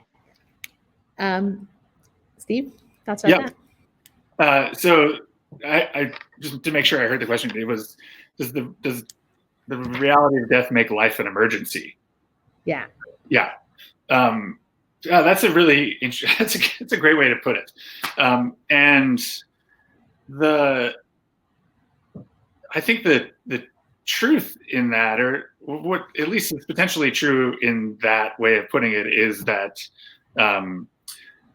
it makes it vivid that that death seems required in order for us to understand the things that we're doing as falling under two really important categories, competing categories.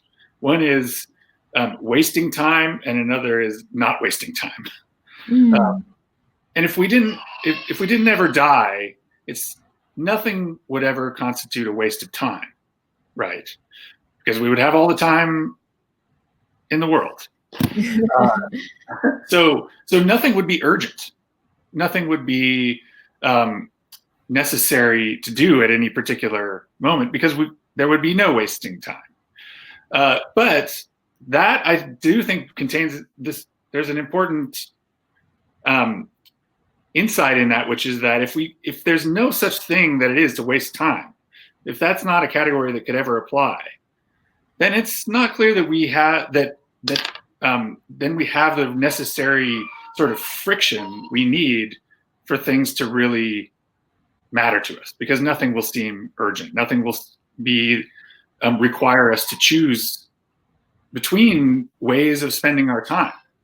Nothing will put the pressure on us to recognize that, look, this is something that I can't get wrong because I don't have all the time in the world. And so there's a kind of heightened appreciation for what is really meaningful and valuable that would be lost, I think, if we didn't die. And so if we didn't have if we didn't have any concern about the possibility that we might be wasting our time or wasting our lives. Good. Scheffler makes this point. So what he says is basically like temporal scarcity is a condition on the meaning of life, right? And hey, Maria. And so that's and then this the Vaughn was asking about emergency, and so you might think, yeah, the idea of temporal scarcity is sort of the same as the idea that there's an emergency. I do think there's a point to be made here that was sort of akin to our initial point about premature death, where it's like, okay, but emergency is relativized to a certain normal life situation that itself is predicated on temporal scarcity, right?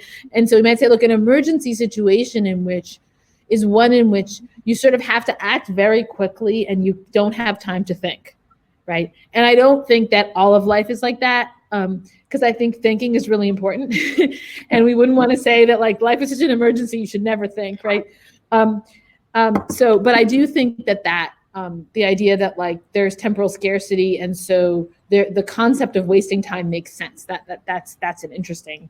I wonder. I mean, I personally don't agree with the thought that the meaning of life is conditioned on that, because I believe in God, and God does not have temporal scarcity, but I think God's life can still have meaning.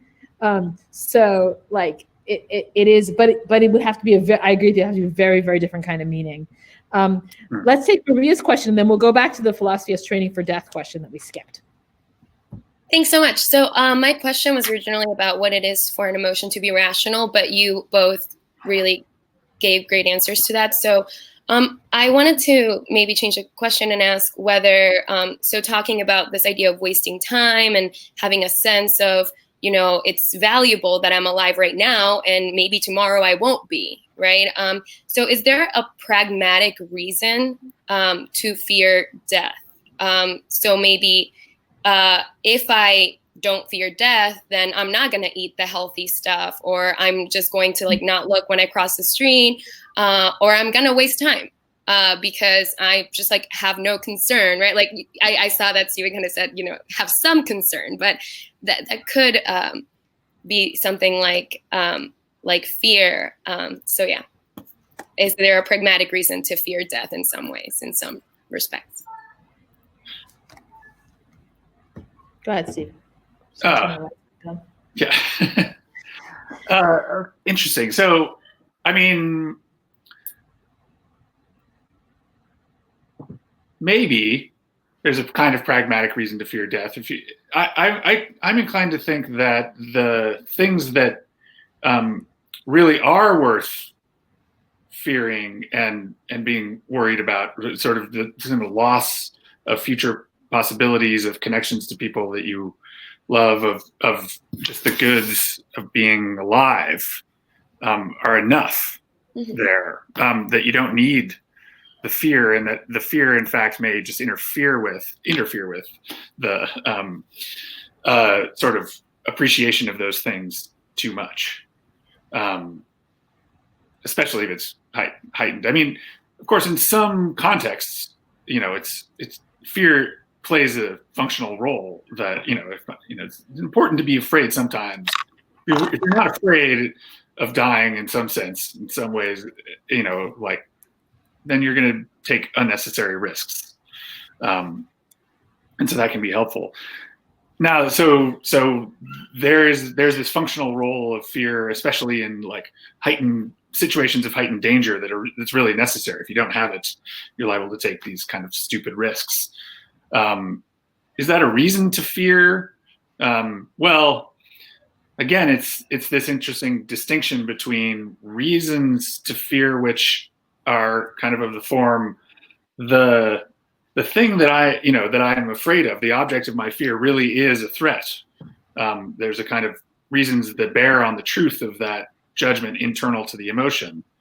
And those pragmatic reasons don't seem to be reasons like that.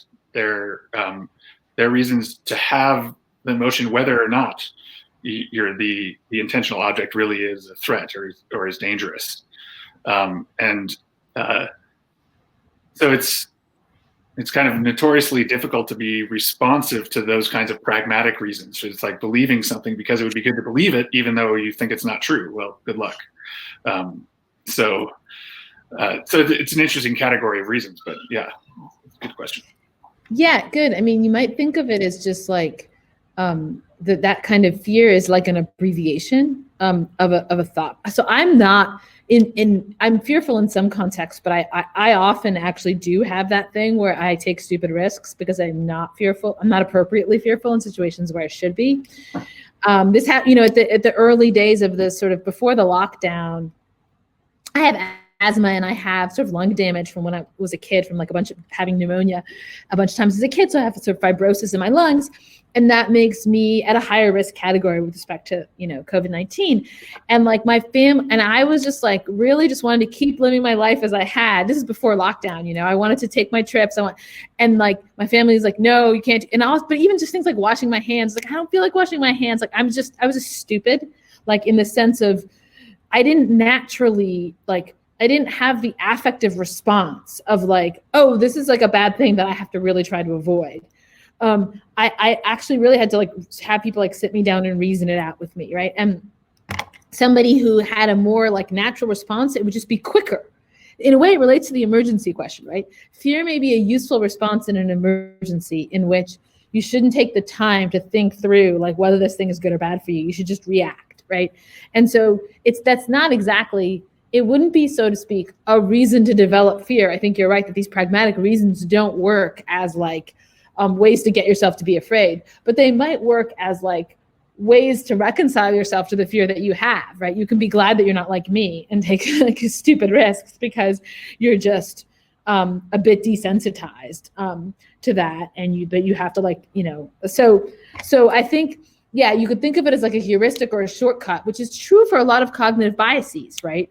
That a lot of what you might think of as biases are actually things that are good heuristics in certain contexts. And that might be true of the fear response too.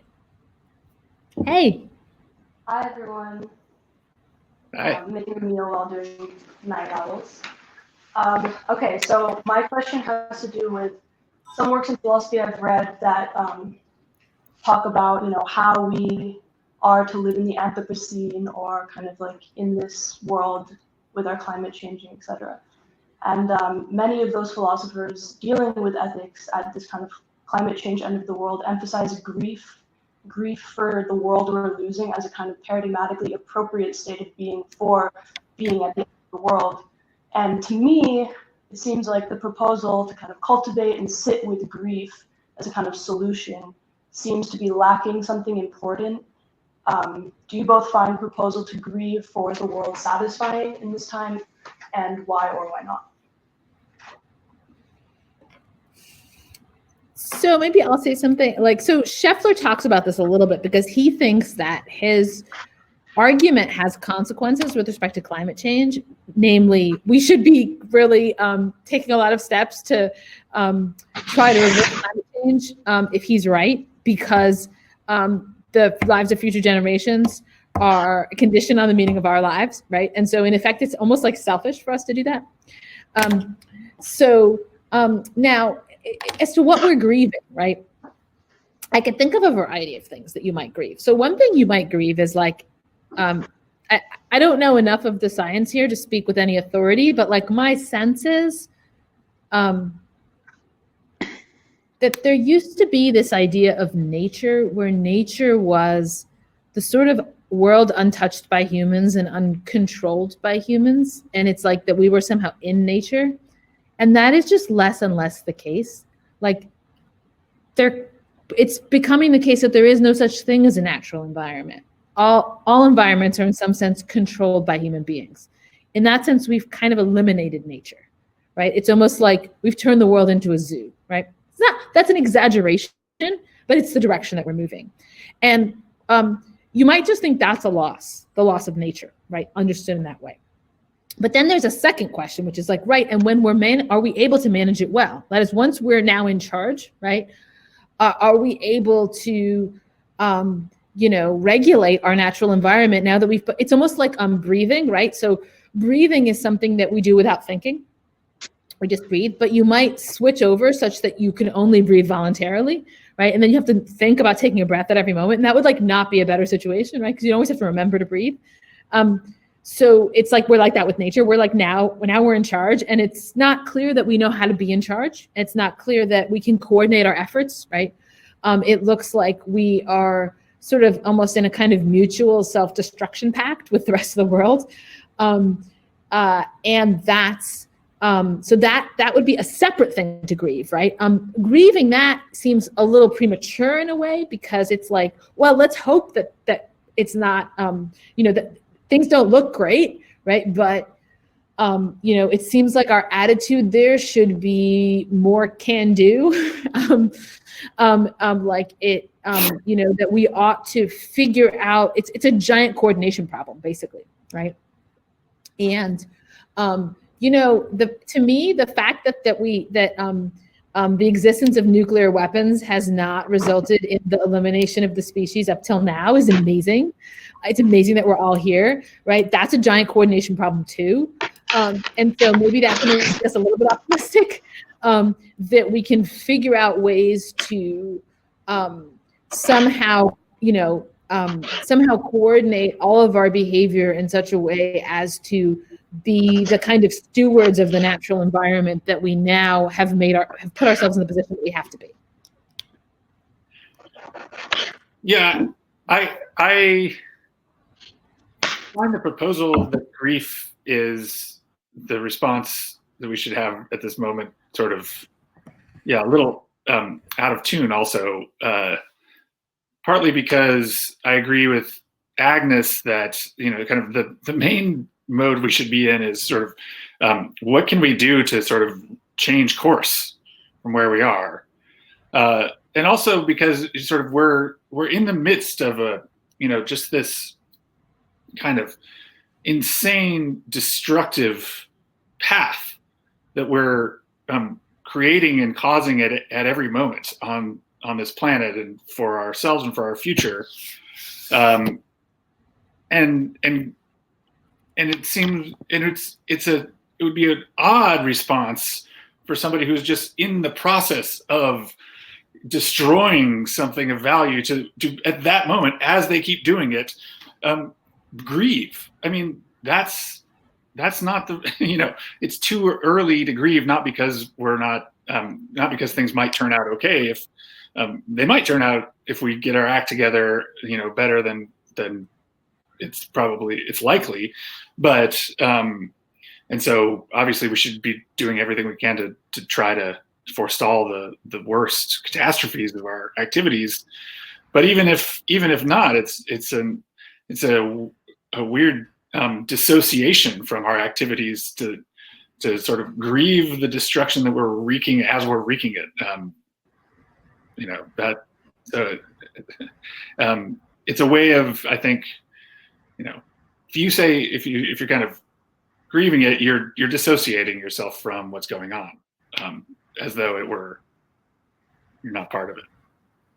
And that's what seems to me a little bit out of tune with the response. Yeah, good. I mean, I think that people, you could imagine somebody, here's the thing that seems maybe somewhat right about that response, is just you could imagine an individual person feeling powerless, right? So similarly to how you might grieve your own country's decision to wage war in another country, right? Where it's like you feel like you can't do anything about it. And so I suppose that to that extent, maybe there's some of that makes sense. But one should worry about underestimating one's own power and ability to change things. I think people very, very much tend to underestimate their ability to change things. The question is always there's a question of how much you can change them. There's a question of how much cost you're willing to bear for the possibility of changing them. But the option space is often bigger than you might think. Maybe while we're waiting for someone else, let's look. Let me read another question. This is Miranda Zhang's question. Are the future lives of humans, unborn or pre-existing, less equally or more morally important? Okay, I'm gonna write answer there. That's a great question. So, do we discount the lives of future generations? Hey, Trevor, we're just going to answer this Miranda's question, then we'll get to you. What do you think? Yeah, that is a great question, and I mean, so I think one thing to be said is that the lives of future people are not less important than our lives.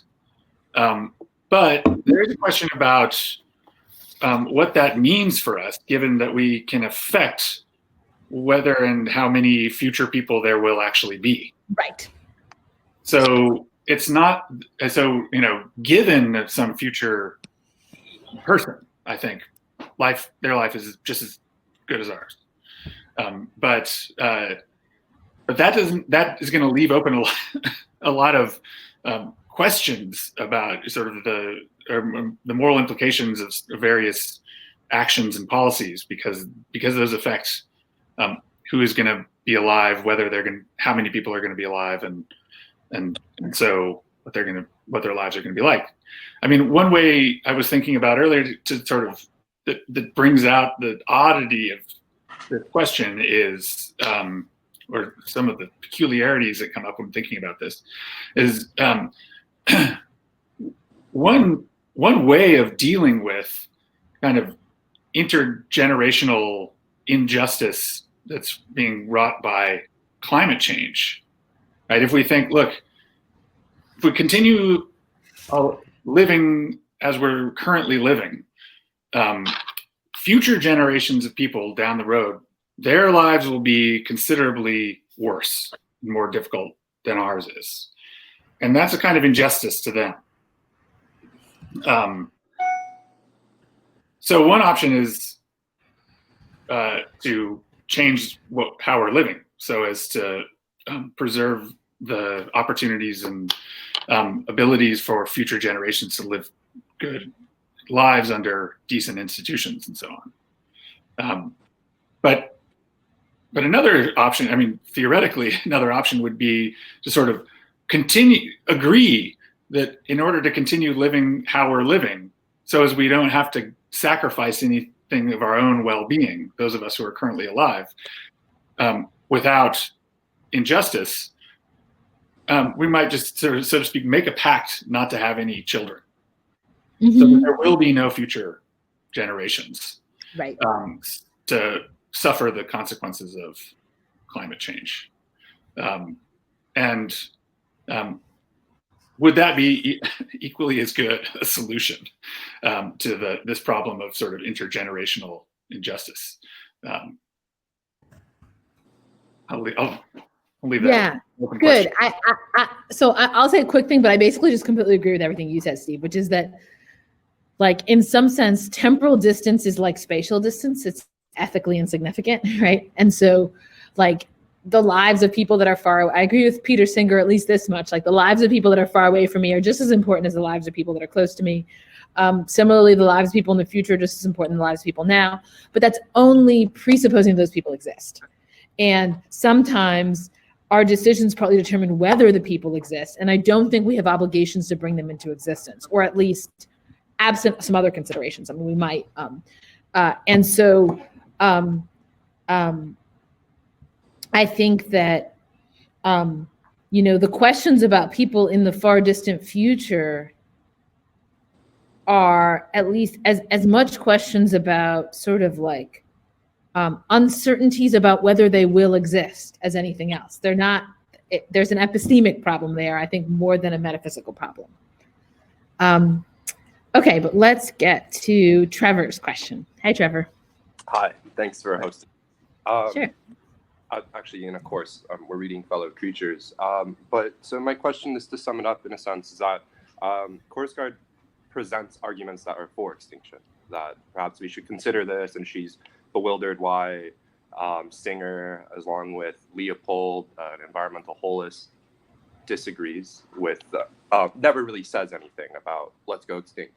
And she examines some proposals, but then she says at the end, she opposes it and says that the reason why we should not go extinct as a fact and as a process, and we should avoid it, is because we consider we have a value on our historical narrative. And I'm wondering whether or not that this is a good argument, that this really is the true value of why going extinct would be bad for us. And she says, quote, "I think we have a sort of right to try to secure the long-term future of our species. But on the Kantian view I advocate, is it the right Is it the kind of right we can forfeit? We can fail to deserve it if we continue to abuse the individual animals and the animal communities with whom we share the world. And I also wonder, too, if there is a limit on when we have caused too much harm that maybe extinction would be good for us and we could preserve our historical value. Great question. Okay, right. So it's almost like the analog at the individual level of like, when did you commit suicide, right? Like you're doing too much harm to the world around you, and maybe at some point you should commit suicide. And that our species is doing harm, and so maybe at some point our species should commit suicide. I think that that thought in some way evades Scheffler's worry, because there's this thought of the continuity of the value of all life, right? Such that in a certain sense, we will still die so that others can live. The others just won't be human others, right? You know, if you think that sort of our practices of valuing are in some way interwoven with the valuing of all animate life, or like, you know, maybe it's just life that has like sense experience. So maybe it's not going to include plants. Then I would think that there's just like a bigger Schefflerian argument to be made at that level. Like, and just like the smaller Schefflerian argument can say, well, maybe some group might die out or some individual might die out. You might say the same about the human species as a species, but still take this bigger picture of like life, you know, life on Earth. And so I would think that's what Scheffler would do if he were taking those sorts of values into account as being kind of like serious contenders for meaningful life in a way that I think he sort of doesn't in his book. But Steve. I mean, I guess the proposal that we should go extinct because of the destruction we're doing on the rest of the planet seems like it's a bit odd because it ignores the alternative, which is to stop being so destructive. And if the thought is, well, we don't seem to be able to get it together to do that, well, it's not like we're going to, we might accidentally, of course, kill off the human species. But I don't think we're going to be able to sort of coordinate a response that will result in our species extinction in a way that if we could do that, we can do something better. It's sort of the situation, like if I'm, should I kill myself because I'm doing so much harm? Well, why not stop doing the harm? You might still think, well, should we kind of hope that we will accidentally, go out of existence for the sake of the rest of the planet? And there, it's a large question. I don't want to say too much about it, but the one thing to, I think, remember, at least in this context, especially, I think the people who are most inclined to say that would be a good thing often think it's because of the way in which our, being gone from the planet would allow for the flourishing of other kinds of animals, actual animals, right?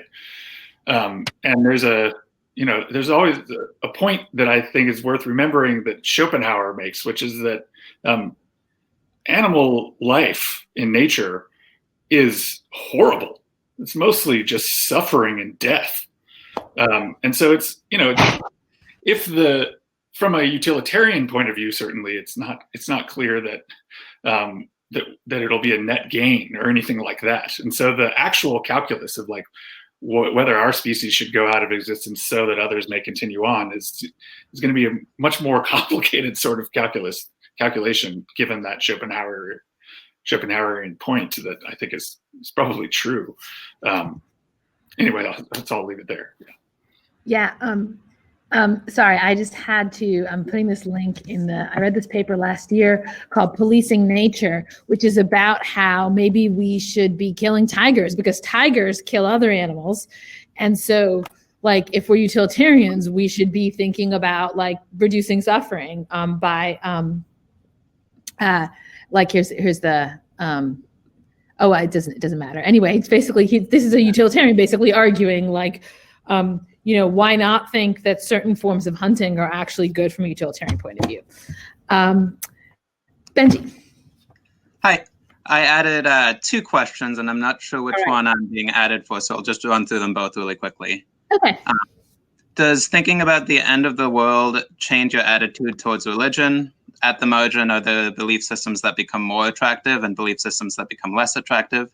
And then my second question was just like, what's your order of magnitude estimate for when you expect human extinction, and how does this change your behavior? So do we have like on the order of 5 or 6 years left? Do we have tens of years left, hundreds, thousands? So those are my questions. Good. So I would sort of expect people to become more religious as the end of the world approaches. But that's kind of like the sort of what's that called, foxhole religion or whatever, the idea that people become religious in the trenches. So that you might think that was going to apply to all of humanity. But are preferring some religions over others? Well, maybe there'd be a preference for religions that are very open to converts, right?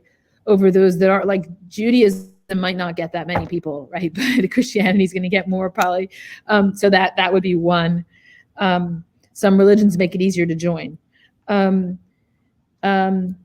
also the expecting human extinction. So I have no idea, but I went to a talk earlier in November, in which an economist gave his guess as like 600 to 700 years. But he also said that was the perfect number, like in terms of if it was like too few, essentially it's the number you would want in order to inspire us to be prudential in certain ways. So it made the number kind of suspect in a way to me, right? Because if it's like infinity or like then, in effect, we are, his thought was that we become extremely super hyper cautious because his view, there's no discounting. And so we have to like make sure that we're, there's so many lives at stake. We should essentially give everything up for the sake of that future. And if it's like 1 year left or whatever, then like, kind of just have a big party, right? And so there's the hyper prudent that where there's going to be like very little, like essentially allowing ourselves very little happiness, right? And then the other end of the extreme spectrum would be like, just have a big party. And we should be somewhere in the middle because the 700 number is just the right number for that. So I thought that was funny that the numbers seem to be pushed in both directions, but I don't personally, I feel like I have no basis for guessing. So I don't even have a guess. Yeah, I have no idea. I have no idea how long we could last. I mean, I feel like the timeline for something that to happen, which will kind of cause major civilizational collapse, is much shorter than just given what seems to me like our incredible success as a species, in staying alive and in propagating ourselves. Even after a major catastrophe, even a nuclear holocaust or something, those who remain seem like they have a fighting chance for like continuing on for quite some time, thousands of years maybe. But I have no idea. And the question about sorry, I just was reminding me, I've been reading pandemic novels and apocalypse novels and whatever. And one of them that I read, Station 11, is this novel about something like coronavirus, except that it kills like everyone but a fraction of a % of the population, right? But that's still a lot of people. Like it's not, it's way fewer people, but it's still people. And those people like, band together and they form groups and they have sort of cities and And so like that is, and that's like an incredible catastrophe, right? And so the idea of the end of human life is like, you're really, you're needing a catastrophe that's way more catastrophic than that. And so that it is hard to wrap one's head around just how extreme, like human beings are extremely resilient, you know, even under catastrophes much worse than like what we're experiencing right now. Yeah, that's a good novel. Yeah. Hi, Marnie. Hi, I was looking for my question, which I don't see, but I have it more or less in my mind. It has to do with this sort of concept that if we say that we're afraid of death, and I think just sort of reflexively, most people are going to say, well, yeah, at the very least, I'm a little nervous. Then when we become more like stoic and philosophical about it, we might think, well, really, there's no, you know, rational reason to fear death and on and on. But so my question has to do with this. Usually when we fear one state, we desire another state. Right? Like, I don't, you know, I'm afraid of the bear eating me. I desire to be in my car right now or something like that. So when we fear death, what is it that we are desiring exactly? And if then we start going into questions of immortality, what coherent sense can we make of this, you know, question of immortality and so on? So I guess what I'm looking at is the other side of this fearing death coin. What is it exactly? What is it that we would prefer to dying? Do we want to live along, you know, another today and then today and then today until they like stretch out into this infinite necklace or something? That sounds terrible to me, at least. So I guess I'm trying to sort of get an understanding, philosophical or otherwise, of what it is that people desire other than death. Yeah, that's a good question, and it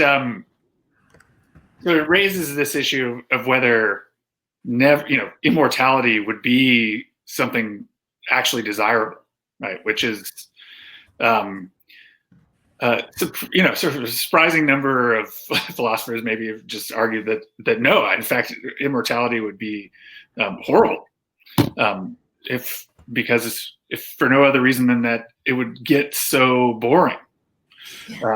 You would run out of things to do, or the things that you do would get old. I would need that infinite library. Maybe then I could make it work with an infinite number of books. Yeah. You'd need something. I mean, you know, I think it's not an accident that the kind of immortal existence that is associated with religion really requires, for it to be good, that you have also something of infinite value, God, that you can then sort of latch onto and sort of, you know, that will sustain you. If you don't have that, if things are just have finite value, but you have an infinite time, then that's a problem. So what do we desire? I mean, but I kind of have, I guess, what you might think of as like an inveterate procrastinator's view about death. It's like, there's a sense in which I think I agree with this point about immortality not being the thing to want.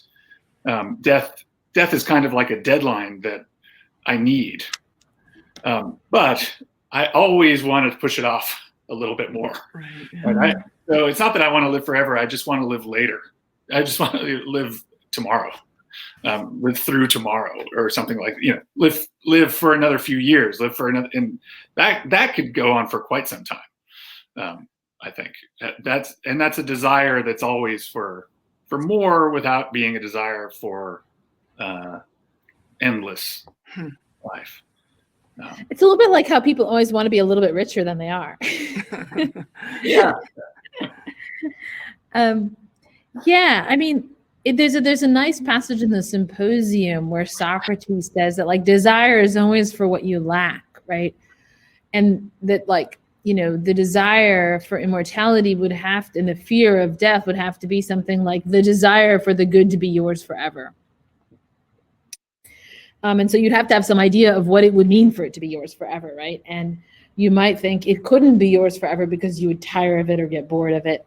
You know, even the idea of the library, right, with all the, you might think, well, if it's an infinitely big library, then I could just go book by book.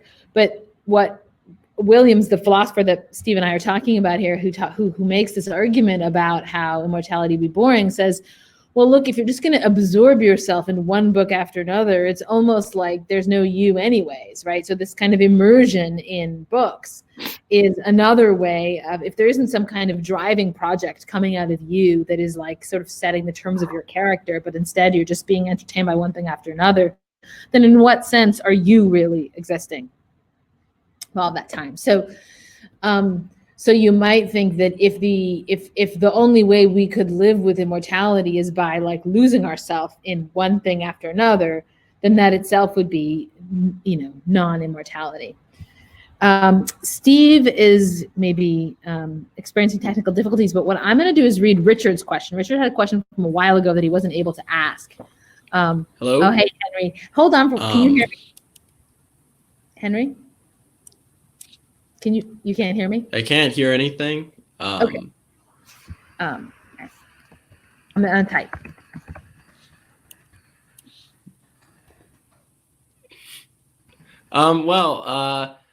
My question was just about, well, a lot of times when people talk about climate change and some people get very in the dumps that humans should go extinct and we should try and extinct ourselves.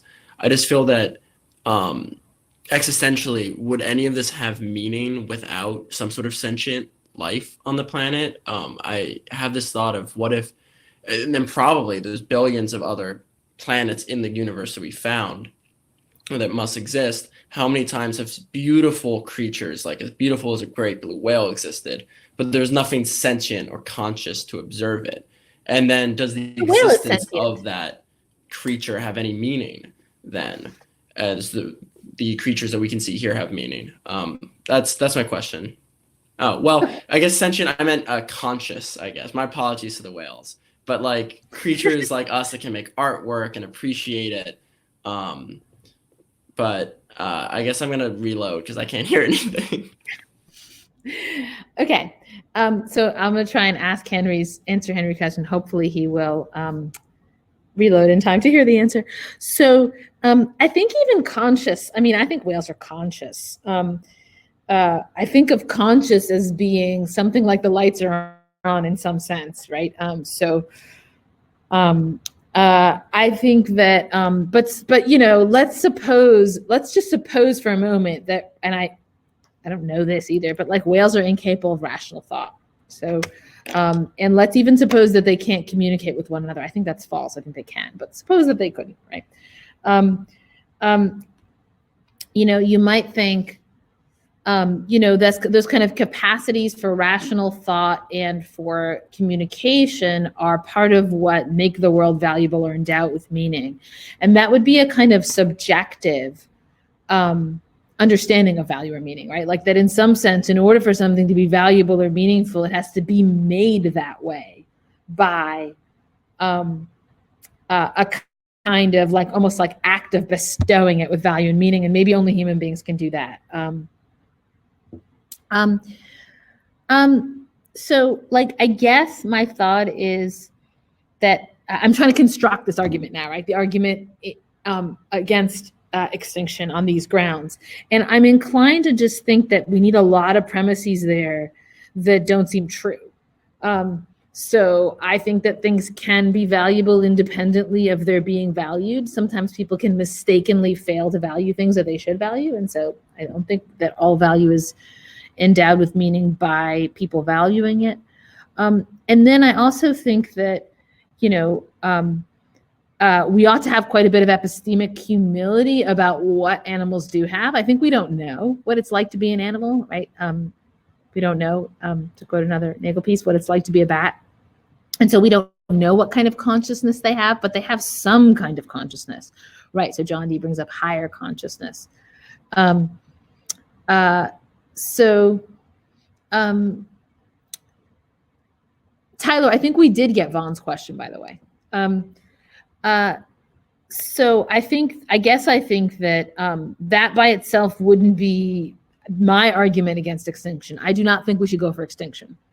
I think the reason is just that like human life and culture and value are unbelievably valuable. And so we should try to preserve those things.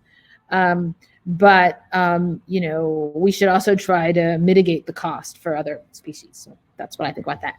Maybe what I'll do just while waiting for Steve to come back is just look at some other questions. I will pick, here's a question from Clyde. To what extent is our fear of the extinction of the species simply a fear of the disappearance of technological civilization rather than humanity itself?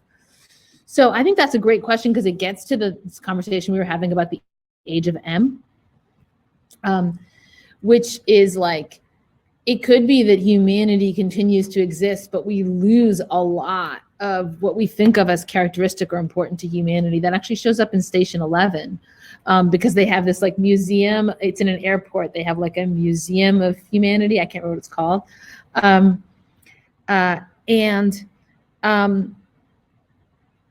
And so I do think it's not just technological civilization, but it's sort of civilization as we currently understand it. And that's very Schefflerian. It's like with the current technology that we have, right? It's very Schefflerian to think that what we want is to see some kind of continuity with ourselves, right? So, and that we want our deaths to be like leaving a party, not like some strangers show up. So I think it's right to say that to some extent our fear is about that more than just, but I don't think it's so much the loss of the technology. It's the fact that technology is embedded in the culture that we have. Okay, I'm going to actually ask myself Richard's question from earlier that I've been meaning to do, and then I will do Vaughn. I will do your question, Vaughn Pappenhausen. Okay, Richard, and also Vaughn, maybe put your question in the chat just because it'll be easier for me to find. Richard asks, it seems that the problems we've been discussing have different answers at different ages. Good reasons vary from age 25 to 40, 65, 80. Is this true? At my age 79, if you've lived well, your death will not be premature. Okay, so this question is like, is how we think about death, is it going to differ based on our age? And should it differ? I suppose maybe it should. So one thing is like, suppose that your death is always premature. Suppose we just buy that initial paradox. Oh, hey, Steve. Hey, sorry about that. That's fine. Suppose we buy the initial paradox. It's not always equally premature, right? And so like what you lose at age 25, you lose a lot more than you would lose at age 65 or 80, even if you're always losing something, even if we buy the paradox that it's always premature, it's just not always equally premature, right? You're not being deprived of as much because at 100, you're only being deprived of 2 years at most, right? Because that's your life expectancy. And so that would suggest, it would actually suggest that you should have more fear when you're younger because you have more to lose. It's not how it goes, actually. It's not true. I don't think that young people are especially afraid of death. But that is what the argument would suggest that they should be. But maybe part of it, is that the fear isn't just about how much we have to lose. It's also about the chance of it happening, right? And so since the chance is lower when you're younger, maybe that's driving the fear, like more than the question of the value of what you're losing. Steve, did you have a thought about that? Did you hear the question? I don't know.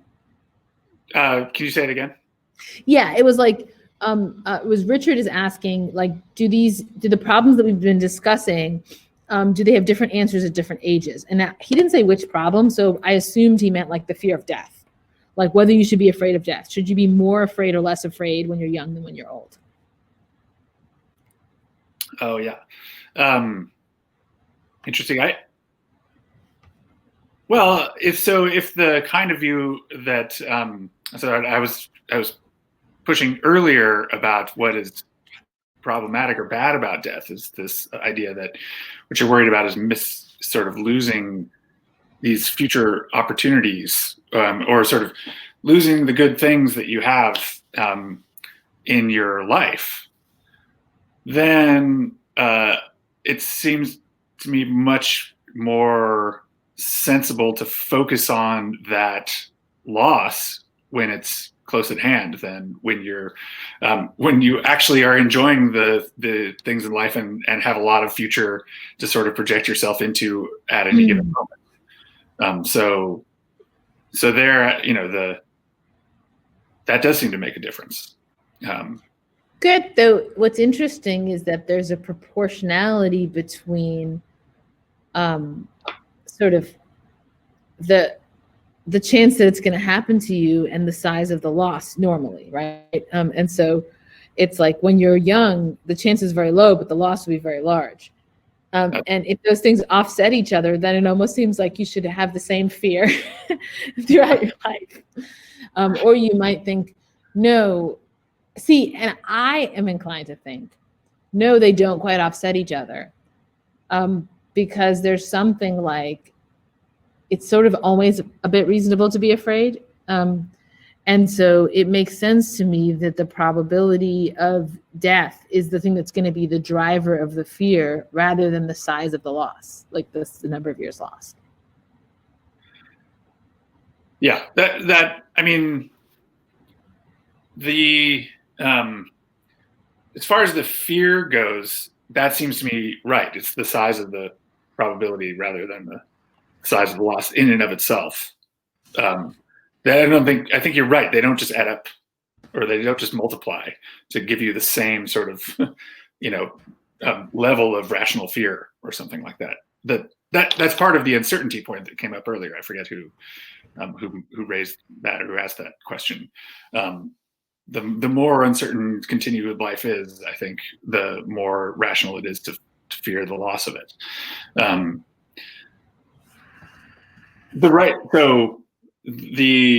then what's left is the size of the value, which would make sense to be more depressed about if you knew it was gonna happen. But since it's unlikely to happen, again, I think makes less sense to be depressed about it. Right. I suppose the cases you could think about are like people with terminal illnesses at a variety of ages. Right? Yeah. Someone who's terminal at 20, terminal illness at 50, terminal illness at 70. And like, should the person who has the terminal illness at 50, like, be less upset than the person who has the terminal illness at 20? I mean, those aren't exactly reactions we want to be policing, but that would be one place where this could show up. Okay, I'm going to read Vaughn's question, Vaughn P. Is premature death really about empirical life expectancy at all? Isn't it more about a normative standard? Something like a death is not premature when a person has lived a full life, which maybe means something like when it's no longer bad for them to die. I'm not sure. But if a species is as rational or whatever as us, but only lives 20 years, the mere fact that their life expectancy is 20 years is no consolation when one of them dies at 20, it seems to me. Okay.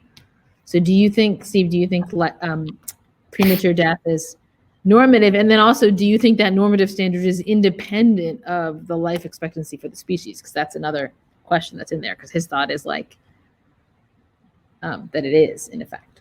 Yeah, right.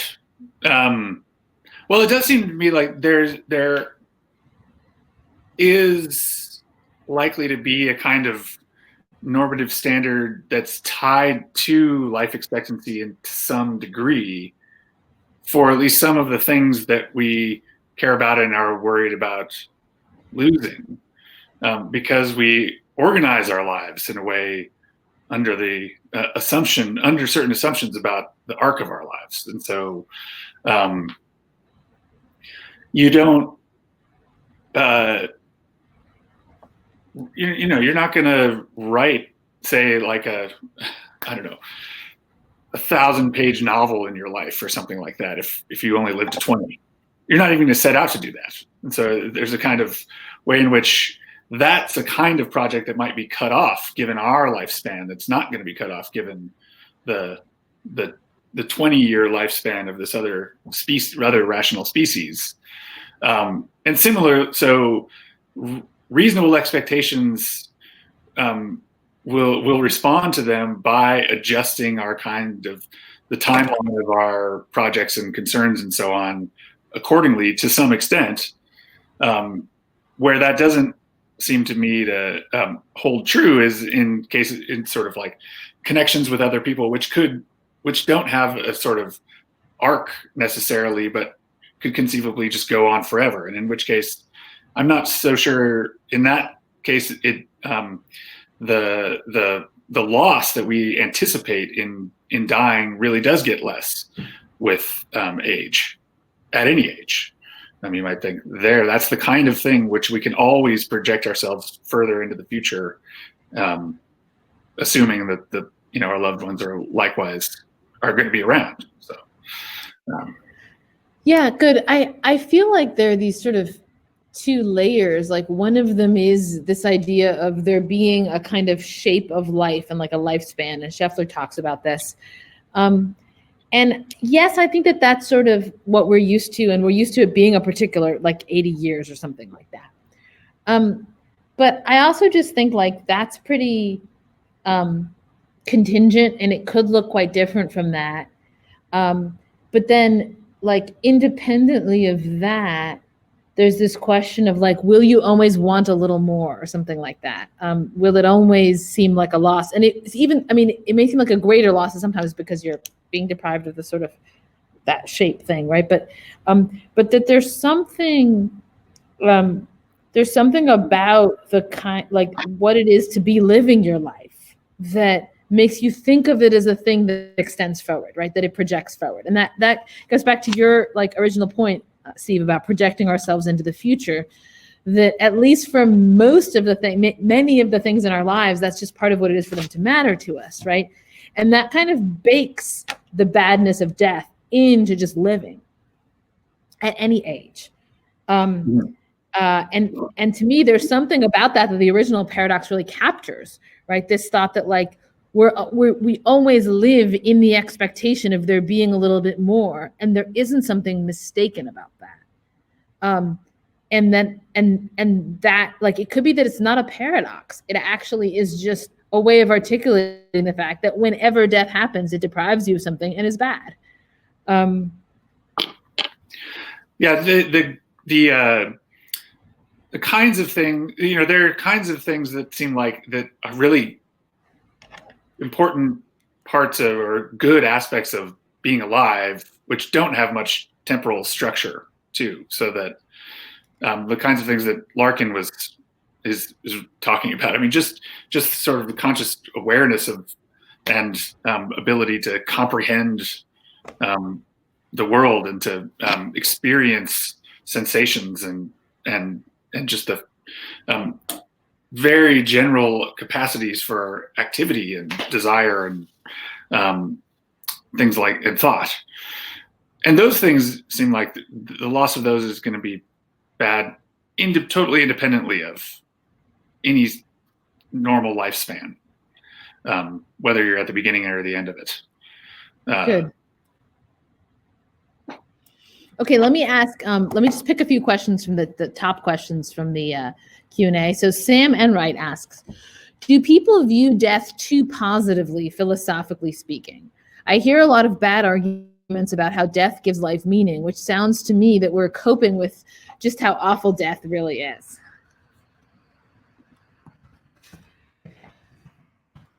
Are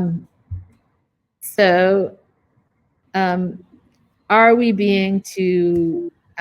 not being sufficiently down on death? What do you think, Steve? I don't know, maybe. I mean, I agree that, so, there are these kinds of arguments that death is somehow necessary for value or for meaning, that immortality would be bad. And on the one hand, I think those kinds of arguments are suggestive in certain ways and help not just to sort of make us feel better about death, but insofar as they contain insight, are also partly insights about what what's good about the things that we actually find good in life. So the kinds of values that we have and how they're structured. So there's a kind of, but at the same time, I'm not at all sure that immortality is as bad as, say, Williams thinks it is. So, you know, that, right? So to that extent, I think, yeah, maybe it'll be like Williams says and just ultimately ends up being terribly boring. But well, that seems to depend on a lot of different features of what an immortal life would look like, and it's not clear that that's true. Right. So partly, I think that's true if the things of value are themselves finite and we're just going to run out of things to do. Then yeah, sure, maybe. But what would an immortal life look like? I don't know. So to that extent, yeah, I kind of agree. Yeah, so I think that like I'm sort of I'm sympathetic to both sides here. So on the side that says like we're putting too much on the idea that death is valuable, like you know, one thing that comes out in this book, The Age of M, is that the author talks about how these M's would be they wouldn't be as afraid of death because that like they could just reproduce themselves, and they and also they, you know, like Scheffler talks about how like, well, human life has to have these stages.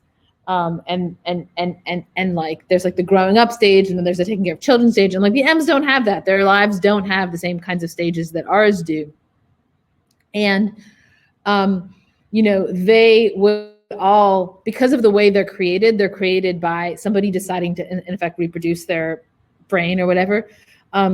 They all remember having been created by an act of agreement. Like, and so they exist in a way contractually, in a way that we don't, right? They were in a way participated in their own existence. And all of those things make their being, make their existence very funny and weird really in relation to ours. And I don't think that that is somehow like inconceivable. It's hard to imagine what that would be like. I don't know that we're succeeding fully in imagining it, but I don't want to just rule out off the bat these could be meaningful lives that are just really, really different from ours. That's on the one hand. On the other hand, what I'm sympathetic to is, I think that that sort of meaning is, it's a challenge to live in a meaningful way. And we do that by sort of creating structures of like organization, like things like families and schools and countries, and we have these sort of institutions, and these institutions can exist over time. They exist longer than an individual lifetime, and you could think of that as like value architecture, right? So there's all this value architecture around us, and it's just not true that we're able to just go off and do a valuing totally independent of the valuing architecture. It would be sort of like saying living somewhere if there were no buildings to live, right? And so a lot of our value architecture is structured in just the way that Scheffler says, around a certain kind of shape of life that does require death as having a particular role. And so it may be that death gives our lives meaning, right?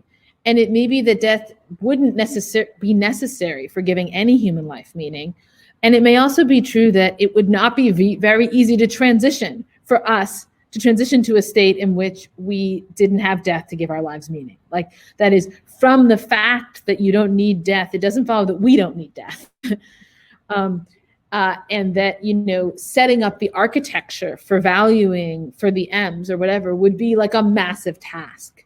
And so it's sort of like we shouldn't take for granted the idea that things like tradition and institutions, et cetera, are not anything that any of us can create by an act of will, I guess. That was kind of verbose, sorry. Let me ask another question. Maybe ask one or two more, and then we'll have Vaughn. Vaughn, you can come. Vaughn Pierce can come on and ask the last question if it works. This is a question: why is there almost always a post-apocalyptic world in religions, myths, and stories? Why even call it the apocalypse if there's something after it?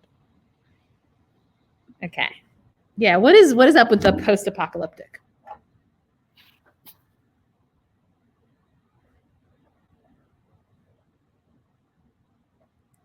Well, so is the question about sort of how it figures in religious myths, because I feel like it doesn't, you know, the apocalypse there is the end of the current, you know, the current regime, right? In sort of science fiction stories, there's the post-apocalypse, just because, I mean, there I feel like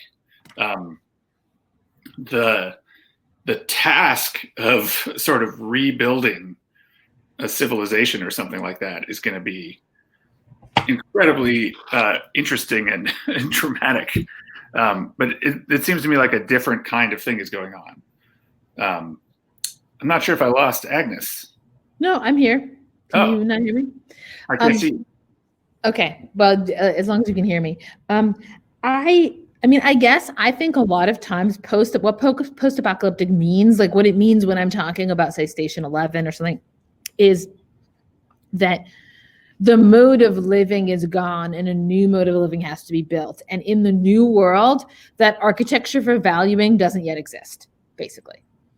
And so in terms of, I agree with you, Steve, that in a lot of the times when it's used religiously, it means like the end of life on earth, but then there's still life in heaven, but that's just what post-apocalyptic means. But I think like in novels and stuff, what I take it to mean is sort of a world in which the structure of valuing is being created again from scratch.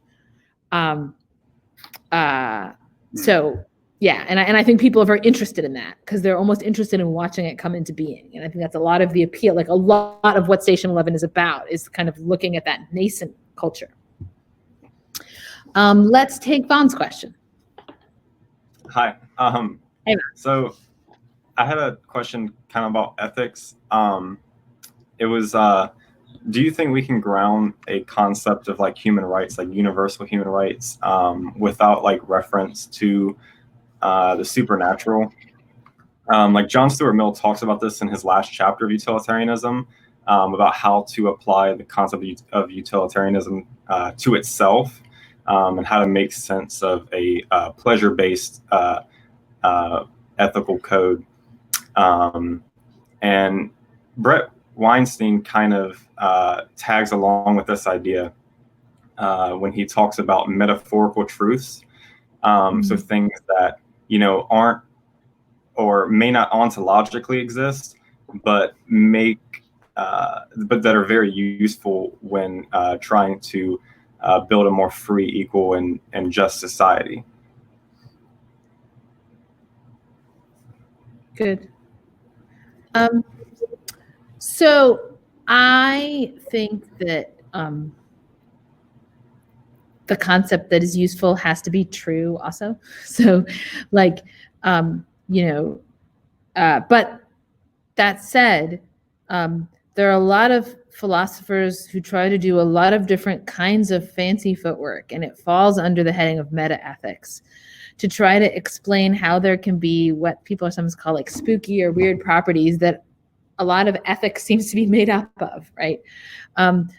So it seems like, you know, we want to talk about people having rights and dignity. We want to talk about things mattering and having value and all of that, right? And things being right or wrong. And those might not be naturalistically observable properties, unlike, say, pleasure and pain, right? And so then there's the question, like, can they somehow be reduced to those? You know, is a fully reductive naturalism capable of doing justice to our ethical language, right? And some philosophers think yes, right? And they think so without like saying that we need to somehow speak metaphorically, that they think we can cash out those metaphors and we can make sense of what we're doing. That's a giant debate in philosophy. But I guess the first thing I would sort of say is like, you know, you don't, even if you are a reductive naturalist, you don't need to relegate yourself. And as a philosopher, people would not relegate themselves to saying, well, we use this language metaphorically and we're not quite sure what it means, but it's useful, so let's stick with it. Like philosophers would be like, no, that's not good enough. We have to actually cash out the metaphors and figure out what it is that we're saying, but maybe we can do that. Okay. I'm not like, I don't think I could say that I know that we can't do that. I'm not that inclined to try to do it, because I think that those things do exist. I think that more generally, it's not always true that the sort of smallest parts that you can divide something up into represent the reality in question, right? And so sometimes the whole is bigger than the sum of its parts. I think that's true of the theory of valuing. So the thing I said earlier about how valuing involves this cognitive and conative and affective relation that are bound up with one another, I don't think it's reducible to those. I think those are the parts of valuing, which is a whole, a unified whole, right? And so I think that, I think that same thing about human beings, that human beings aren't just reducible to like a collection of things. There's something that holds all that thing together and makes it a human being. And so for me, because I'm not a reductive naturalist in that way, I don't think that things are always best understood in terms of sort of like a heap of their parts. It's not a big worry for me. But I guess what I wanted to say is even the people for whom it is a worry for don't necessarily need to relegate themselves to the metaphorical use.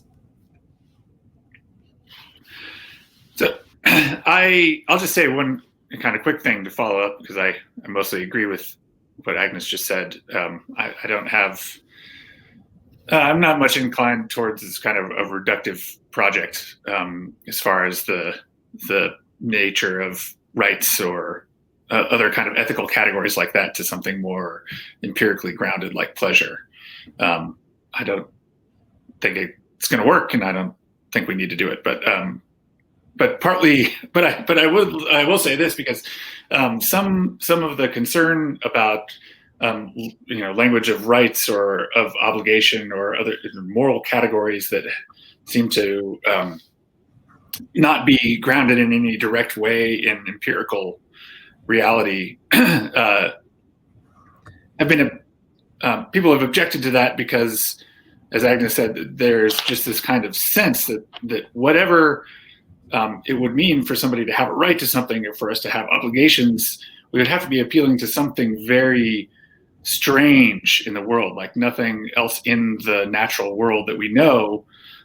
Something that both, in John Mackey's terminology, something that would both kind of tell us what to do and get us to do it.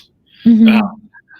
And what, has seemed to people to be particularly strange. Just that this is kind of like a starting point for a lot of metaethics. It's like just an ordinary kind of objectivist view about ordinary moral claims about right and wrong are referring to properties that are too peculiar to possibly be believable. And just one of my favorite rejoinders to that quickly is there's a passage in Talbot Brewer's excellent book, The Retrieval of Ethics, where he just points out that if you want to really hear about something very, very strange, ask a physicist about physical objects. The things that physicists now believe physical reality is like, physical objects are like, just multi-dimensional, strings and things like the account of actual physical reality is so mind-bogglingly strange that for this to be an objection to moral reality seems like an unfair double standard. I'll say that. Right. It's like, if you thought there were tables and chairs and people, like, think again. Like you got to give that up too. Good. Right.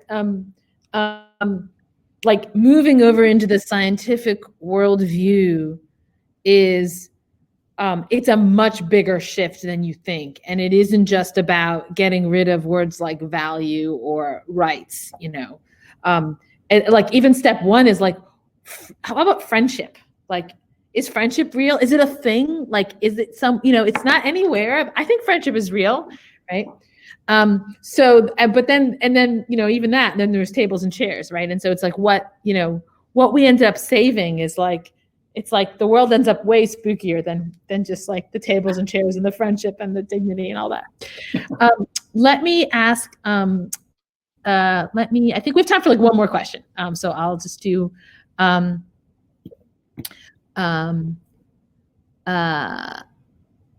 okay, I will, hold on. Okay, I'm gonna ask, sorry, this is hard because we can only do one left. Is writing the only means of transcending death? So this is Von Pierce's question again, but I really like the question. Is writing the only means of transcending death? So instead of saying, is it the only, let's just say, is writing a means of transcending death? What do you think?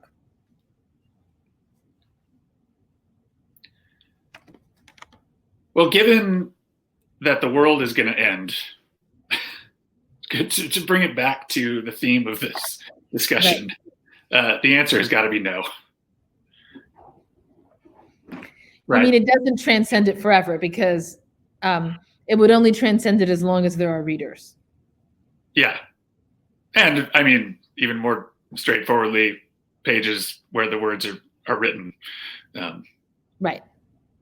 Right. Good. But transcending is, you might think transcending is just a matter of stepping, across, right? So that like Plato transcends his own death by writing these Socratic dialogues, and Socrates transcends his death by having Plato write those dialogues, right? Even if he's not transcending them for an infinite time. And I guess I do think that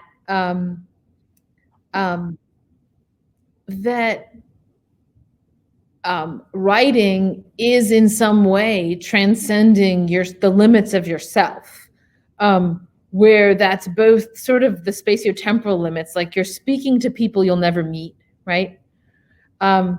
And then so that is the spatial limits of people you never meet, but then also the temporal limits of like future people, right? And so it's an attempted communicative act to engage with people sort of outside of the range of people that you can engage with.